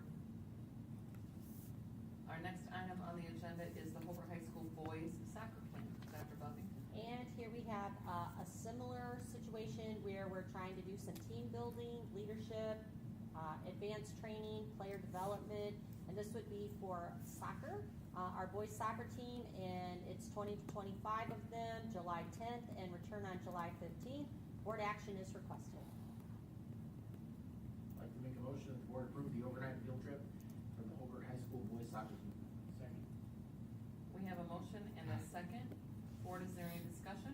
I will say that, I've known a few kids who've gone down there in the past, just from being on different teams with my son. This Anderson camp is very nice. The kids learn a lot, they work hard, they come back with a lot of skills. That's great. Very good camp.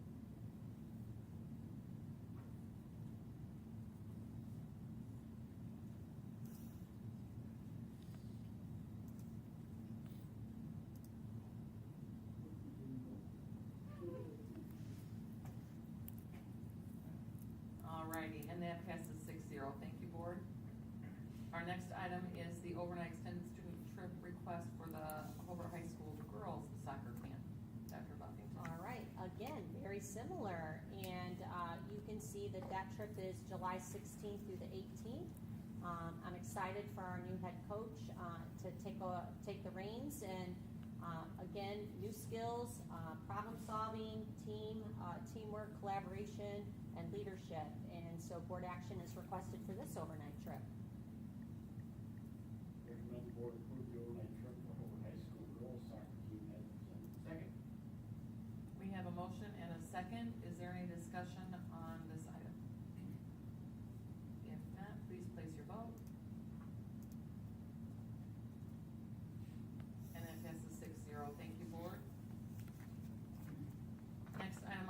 agenda is the board policy consideration, which is the second reading of resolution adopting updates for the Hobart School Board policy. That would be Mr. Longer. Board, you have before you the resolution and the exhibits.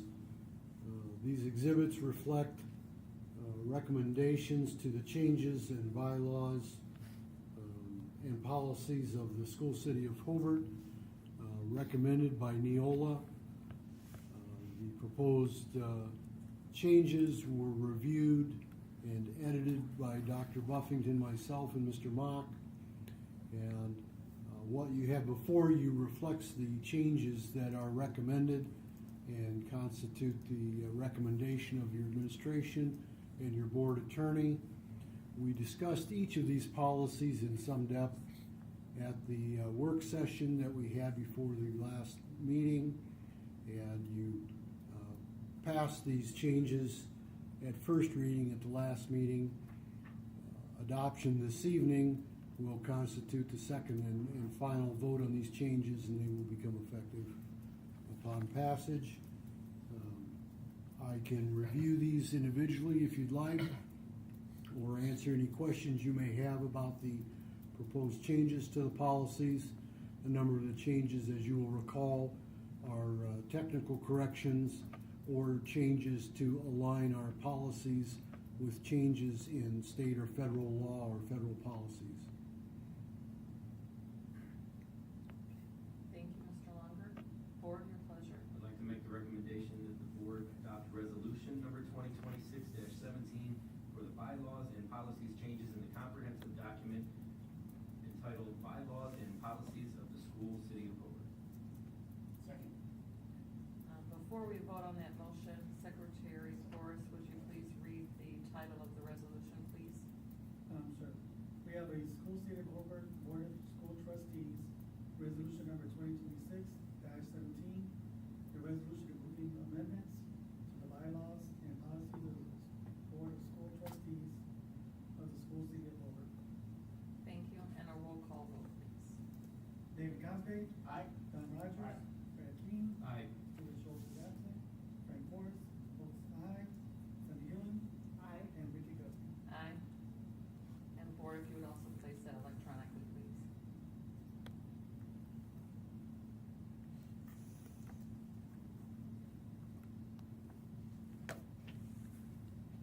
Thank you, that passes 6-0. And our next item on the agenda is the continuation agreement for the after-school child care program. Dr. Buffington? Board, as you know, we go out for a request for proposal for childcare, and actually there's a legal requirement that we offer a latchkey program. And as we go out for bid, the Y has just done an incredible job over all these years providing services to families in Hobart with excellent childcare. We could not ask for better childcare at a reasonable cost, which is really important. And so they've been a wonderful partner to us. And so the contract that we do with them is it's for 1 year with a recommendation to continue in a second year upon good evaluation. And I am here to tell you that they do an outstanding job. I would really prefer not to do their transportation, but I recognize that they're limited as well. But other than transportation, and it's a nightmare for School City of Hobart, we've gotten better over the years with them giving us lists of kids and trying to keep track of them. In the kindest way I can say, we've become a taxi service, as much as I tried to limit that, because it is very difficult on our transportation department. But other than that, we have amazing service from them, and just really grateful for the services that they provide to families, that they don't have to worry about their children. And they're well cared for, homework help, etc., snacks, it's all good. So I am recommending that we extend that second year part of their contract, and that'll take us through for another year, 2027. Board action is requested.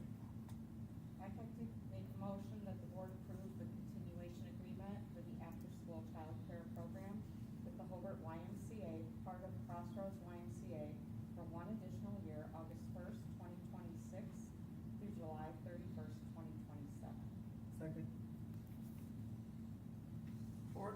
motion and a second. Is there any discussion? If not, please place your vote.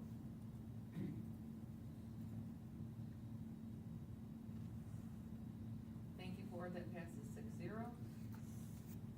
Our next item on the agenda is a recommendation for a letter of engagement for legal services. Dr. Buffington? Board in your packet, you have an engagement letter, just to continue legal services through the end of the 2026 school year for Monica Conrad. We don't really necessarily, go, like a contract with an attorney, and a firm. It's just always been an engagement service with Monica. And I think that's because we have the fortunate, way of having Bill Longer be your attorney. He helps us with a lot of things.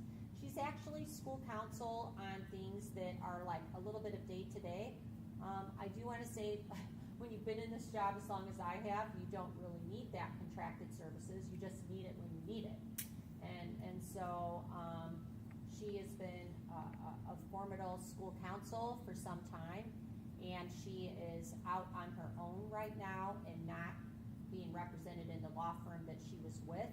And so it makes sense for us, as we have pending cases or things that we're working on with her, that we just finish out our contract through 2026.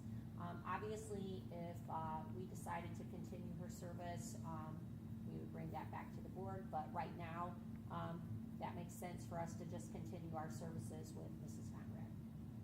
Okay, thank you, board. Your pleasure.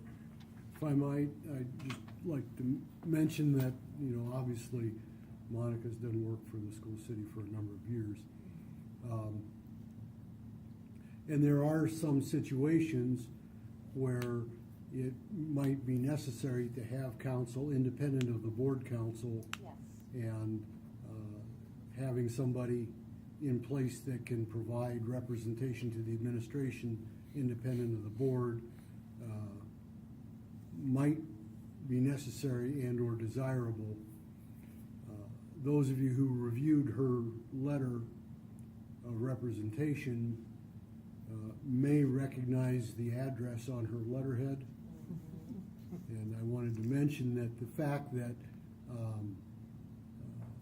that address is familiar is not an indication that creates any kind of a conflict of interest between Monica and myself.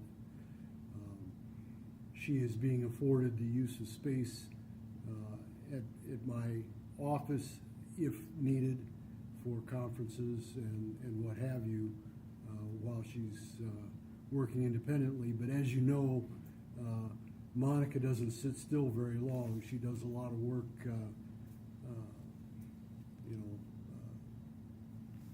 from one place or another. She doesn't just sit in the office. She's on the move a lot. So she's using that address, but don't expect to see her hanging out at the office. She doesn't have time for that.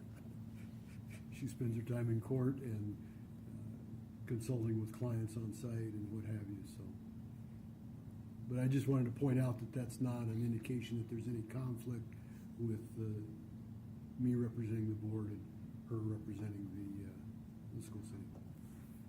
Thank you, Mr. Walker.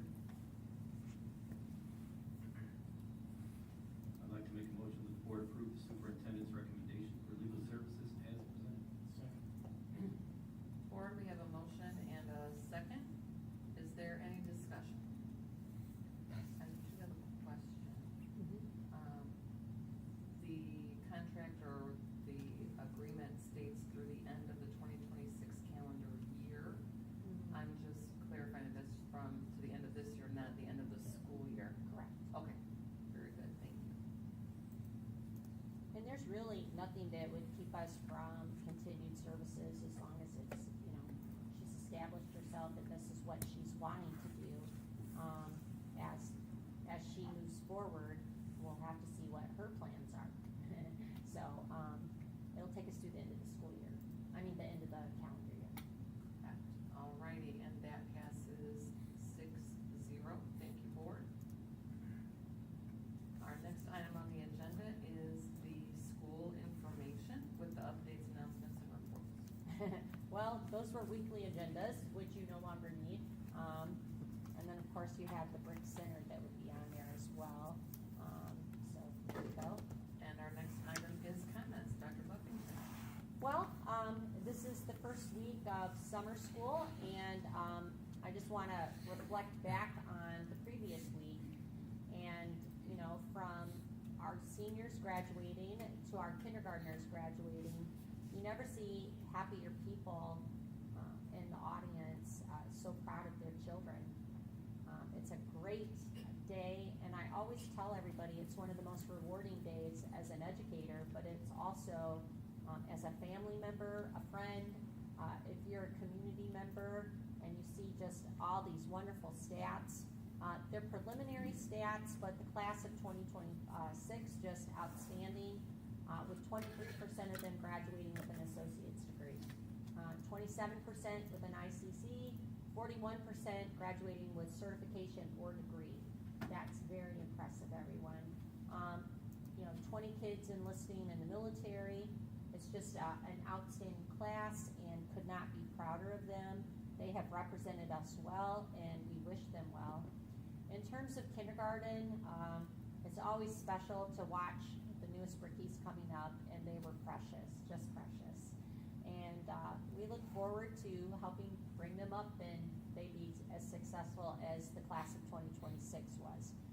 For our staff, particularly our teaching staff, our administrators, they get a little worn out at the end of the year, and they need rest and to rejuvenate themselves. We really appreciate all that they have done to make it a fantastic school year, and we truly do work as a team here because those stats are not possible without all of us, right?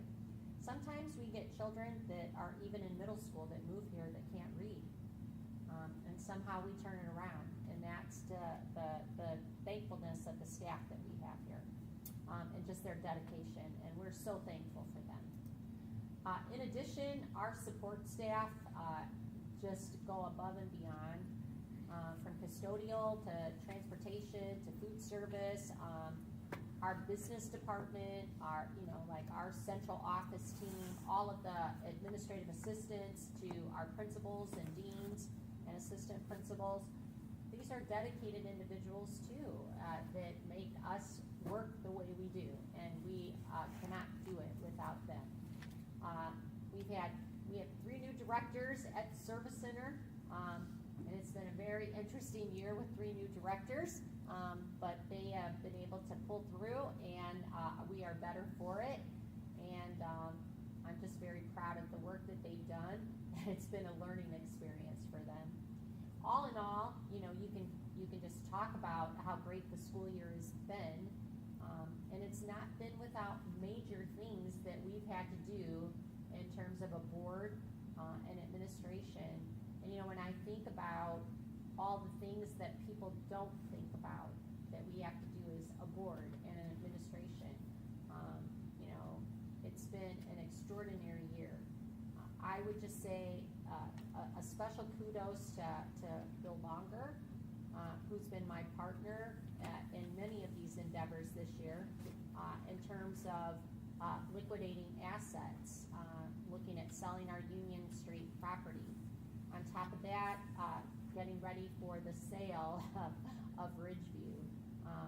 And that's been a tremendous journey with him as our board attorney. I will say, these things sound simple, but they're not. Today Bill and I had another little hurdle when he got a famous phone call from me, and we're trying to work that out. And I will just tell you, it was on the sale of Ridgeview, a document that they're needing, and they never told us they needed the document by the date that they gave us. And then it makes me worry about how's this going to work out. And obviously I can turn to Bill, we're talking about it, he already thinks he has a solution for it, and we're moving forward with it. But I would be remiss to say that we could not do these things without his level of expertise, and he's my go-to person when I'm making these transactions, representing you as your liaison. And so I'm truly thankful for you, Bill. But he's always been a role model in my life. I've been very fortunate His daughter was my first class as a teacher, and I've known Bill for 39 years, and I can't thank him enough for the service that he provides to the school, and he's a great mentor to me. I would also just like to say, in terms of things that we were able to accomplish, House Enrolled Act 1210, helping our school district budgetarily, that was a major accomplishment, and I'm just really proud of that. And it was a pretty scary thought to think about what could happen with Senate Enrolled Act 1. And I'm hopeful that the legislators will take another look at that, and it won't have to just be a Band-Aid approach for us as we move in the future, knowing that if it's not taken care of, that we could be facing like another referendum, and it wouldn't be just for transportation. But this was a very important year for that. On top of that, when I think about the Hobart Educational Foundation laying the groundwork and giving me $20,000 to start an LPN program for our students. June 18th, we'll see if they're going to approve us here. It's major. They were here for 2 days, and I have to say it was rigorous. But I'm proud of being able to try to start that, and if they're not going to approve us this time, we'll keep fighting to see if we can approve it.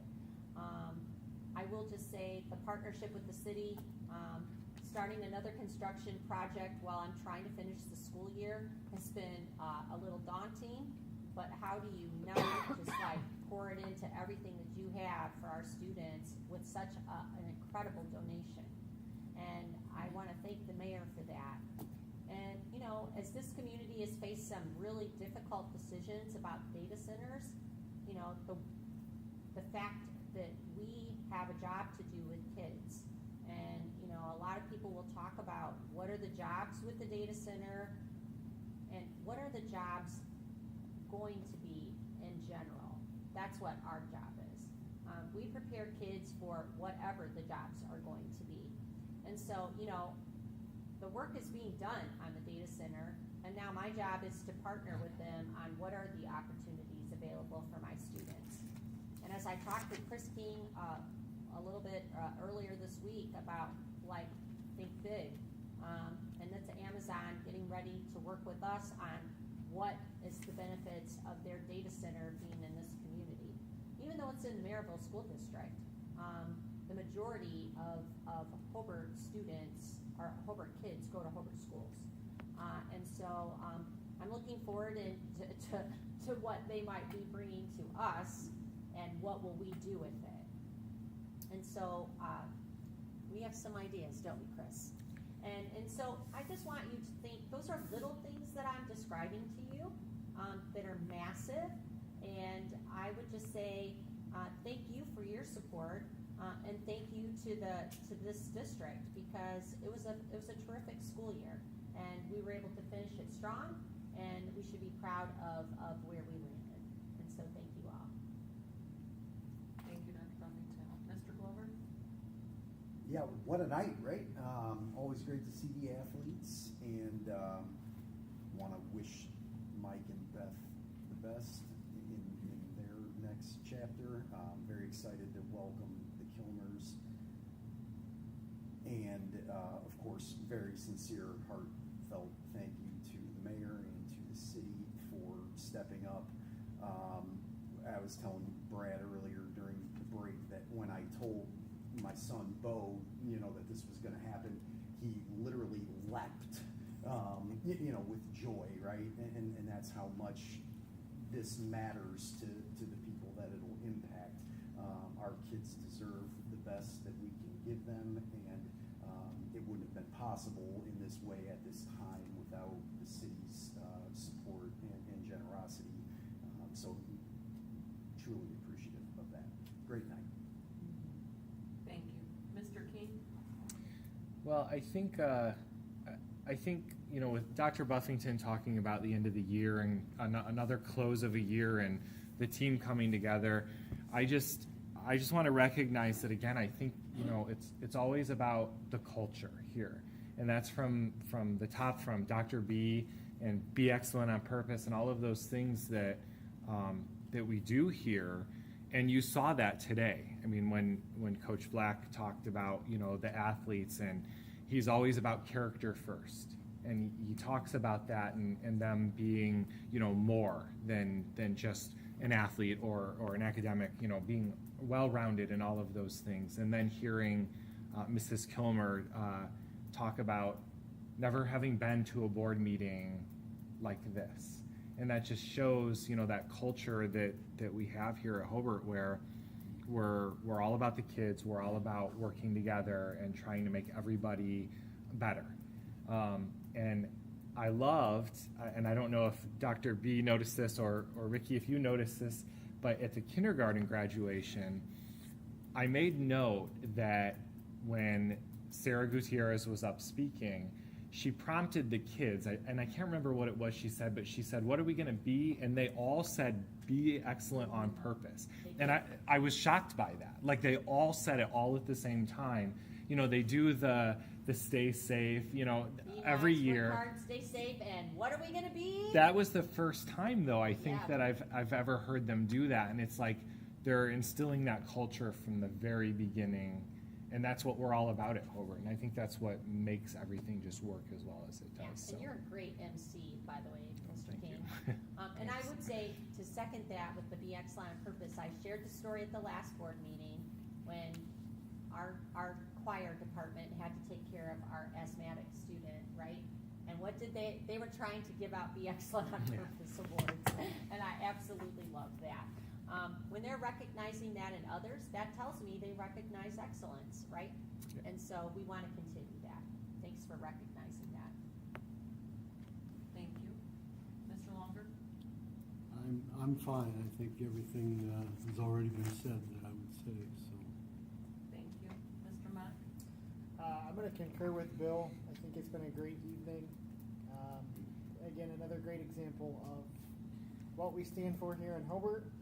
And what our purpose is. So excited for the future. Thank you. Mr. Cosby? Wow, another great night. This is 2 meetings in a row where it's just been pretty crazy. I mentioned this last time about Mr. Kilmer, that we got it right, and I think we got it right twice. So I think she's going to bring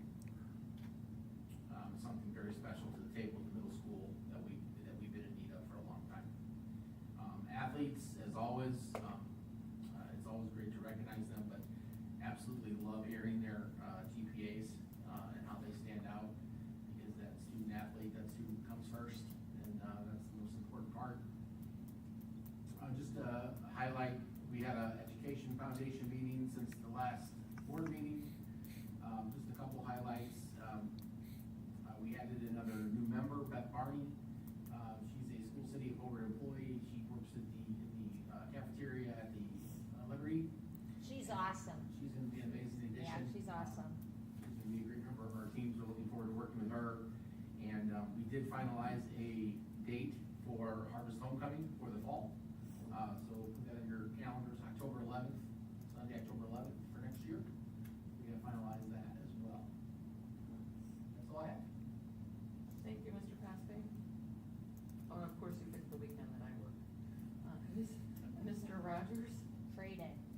I think we need to put a big star on the top of this board meeting, because if you think back of all the things we did in this meeting, it's just amazing. We start out with a donation of $5 million, and you hire athletic directors, and you introduce all of the athletes, and then thanks to whoever was involved, and I'm sure it was not just Bill and Peggy, but to get the $5,000 moved over in time to get everything started, I think had to be more work than any of us would have understood.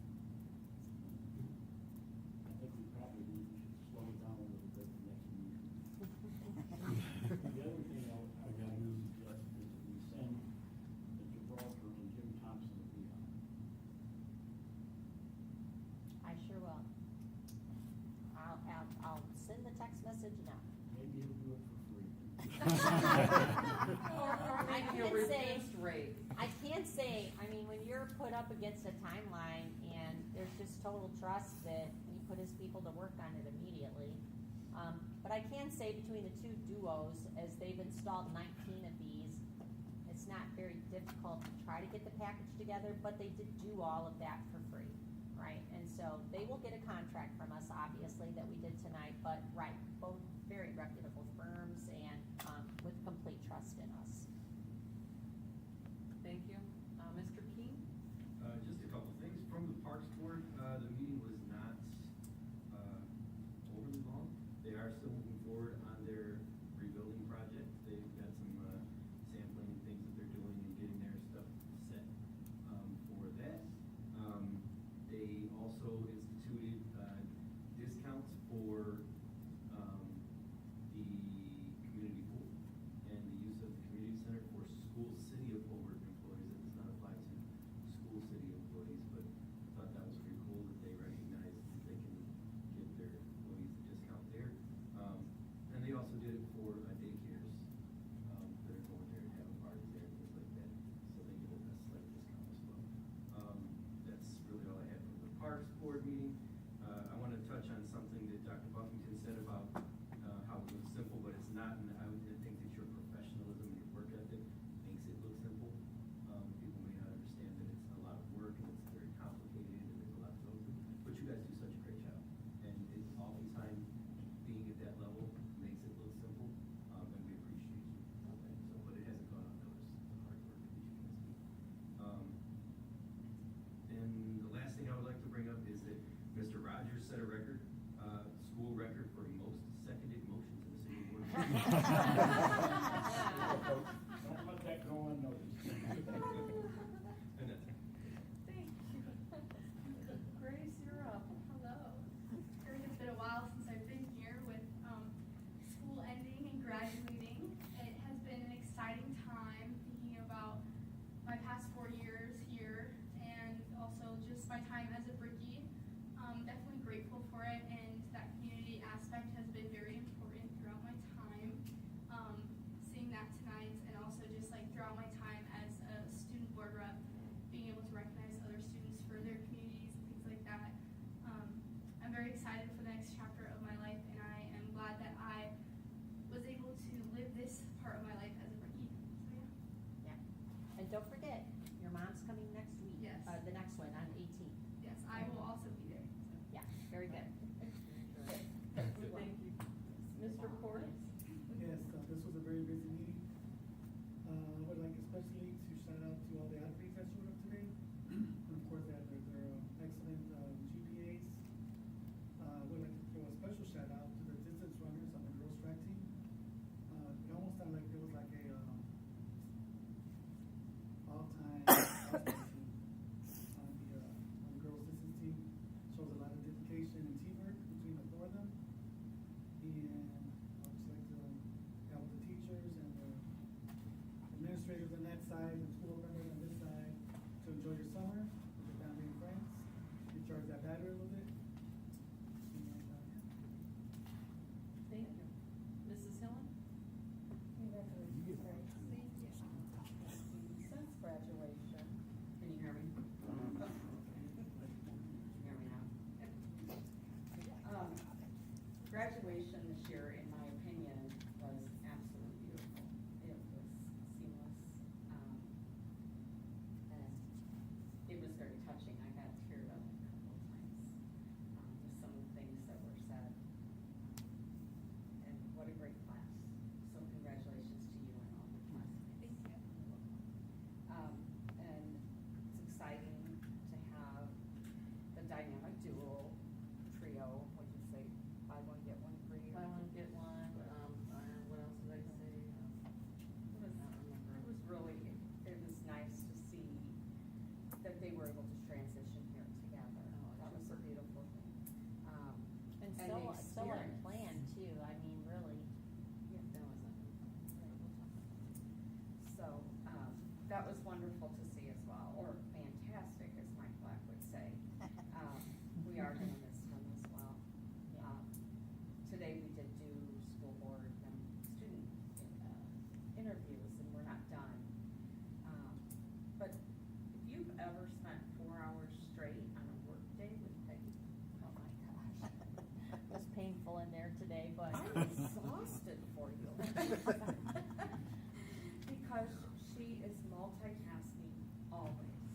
we all see it in her, but 4 hours straight of it, that's a lot. Well, thank you for that. It was a little intense today because we had some changes that had to happen in your board packet, and I was trying to finish it with our construction manager, get the changes made, and get them in your board packet and be ready for tonight's meeting. And I was just like, oh my gosh, it was just intense. Well, but thank you to both you and Brad. It was a very long afternoon. But I think Brad got a little taste of what it's like to have to interview these incredible students of ours. It is just a tough job. You think you have a tough job, there's nothing like interviewing student board reps. Because they're all capable of doing the job, and we have to only choose 2. I remember one year, I'm like, couldn't we just like make some of them alternates? And the board was like, Oh, no. I remember that. Because you don't want to turn any of them down, but I started every interview today with, they want to demonstrate that they're leaders, right? And they want to be a part of something that makes a difference and has impact. And so I told each and every one of them today, whether they're selected or not, they want to serve, and we will find a way to help them serve. And so that's the most important thing that comes out of it. And the best lesson I can give all of them is like Boyana, who applied to be a student board rep. She was the valedictorian 2 years ago, and she really thought we needed a mentor program. I've thought that for years. Tried it, was unsuccessful, and kept trying it, and was unsuccessful here at the high school. We even called it Bricky Ambassadors, and it just was not successful. So she did not get a board representative position, but between her and Xu Zhang, I was able to start that mentor program, and I couldn't have done it without Boyana. And so I always tell kids, like, if you want to serve, trust me, we can find something for you to help us serve. And I am confident that out of the 8 that we have, 2 of them will be selected, and 6 of them, I will find something else for them to lead, right? Because they are capable of doing it. And I'm just really proud of them. And Brad, I don't even know if you want to comment. I know Sandy will comment. It is tough. It is tough. It was hard last year.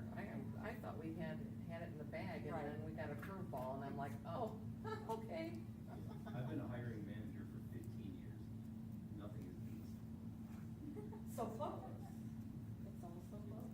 It is. And I don't think we've ever had 8 either. Sandy and I were talking about that. I think the most we've had that I can remember is 6. Is that right? Yeah, and then John's trying to arrange my schedule with the assistants, with everything else going on. I'm like, I don't know how we're gonna do this, but he helped with that, and I'm grateful for John helping me with that. But one of the things that I think Brad and Sandy would say this, we could say this about last year, our students are so articulate, and what they think, how they present themselves, so professional, just really fantastic. I mean, like, you could be crazy busy, but like, you're just drawn to them.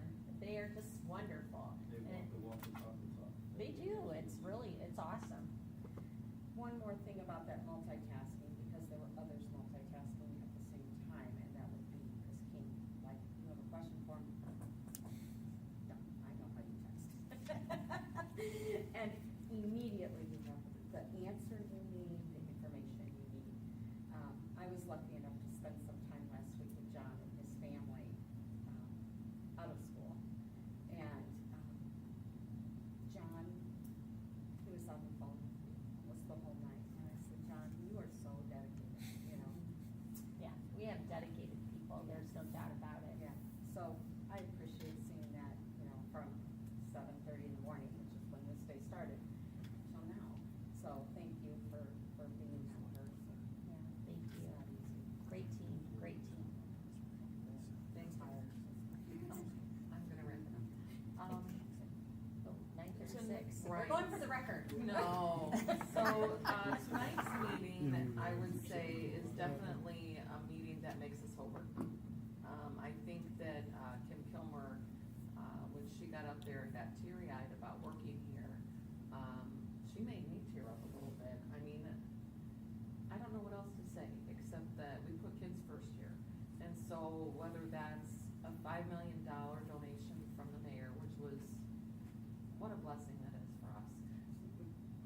Glover and I sat here 7 years ago, like, oh, it would be so nice to have turf. I mean, it's something that you don't take for granted. It's definitely a blessing, and then, like I said earlier, there's just not enough words to say thank you for something like that. That I know not all the kids are gonna be able to enjoy that or appreciate it. But they have other things that they get to enjoy. They right? do, They do. and what I was gonna say is that it's not for me, and it wasn't for Mr. Glover, and it's not for Dr. Buffington. He did that for the kids, Yep, and he did that for, our community. And so for that, it's huge. I'm sure I say for the board that we are extremely grateful for that. And to, our coaches and our student athletes, there's a lot of sacrifices there, and they don't go unnoticed. Even to the parents, a lot of sacrifices, you know, is dinner at 3 o'clock today, or is dinner at 9 o'clock tonight, you know, I mean, we get it, us sports athletes, parents get it. And, the sacrifices that we make as parents, the kids make sacrifices every day. Just so thankful that we have opportunities here at Hobart that we're able to give them, and that we get to be a part of it. Is that not cool? We sit up here to be a part of it, and to your leadership, and that's why, so thank you. Well, thank you. Great teamwork here. Yep, that's it. It is- I'm calling it It's quits. nice to know that the team will be together as long as the community votes us in. Okay, Everybody is filling out their application. You guys are out busy bees. And the mayor did give $100,000. Yes, I saw that Oh, online. that's Actually, Karen wonderful. Robbins told me about it as well. That's really nice. Thinking about spam now.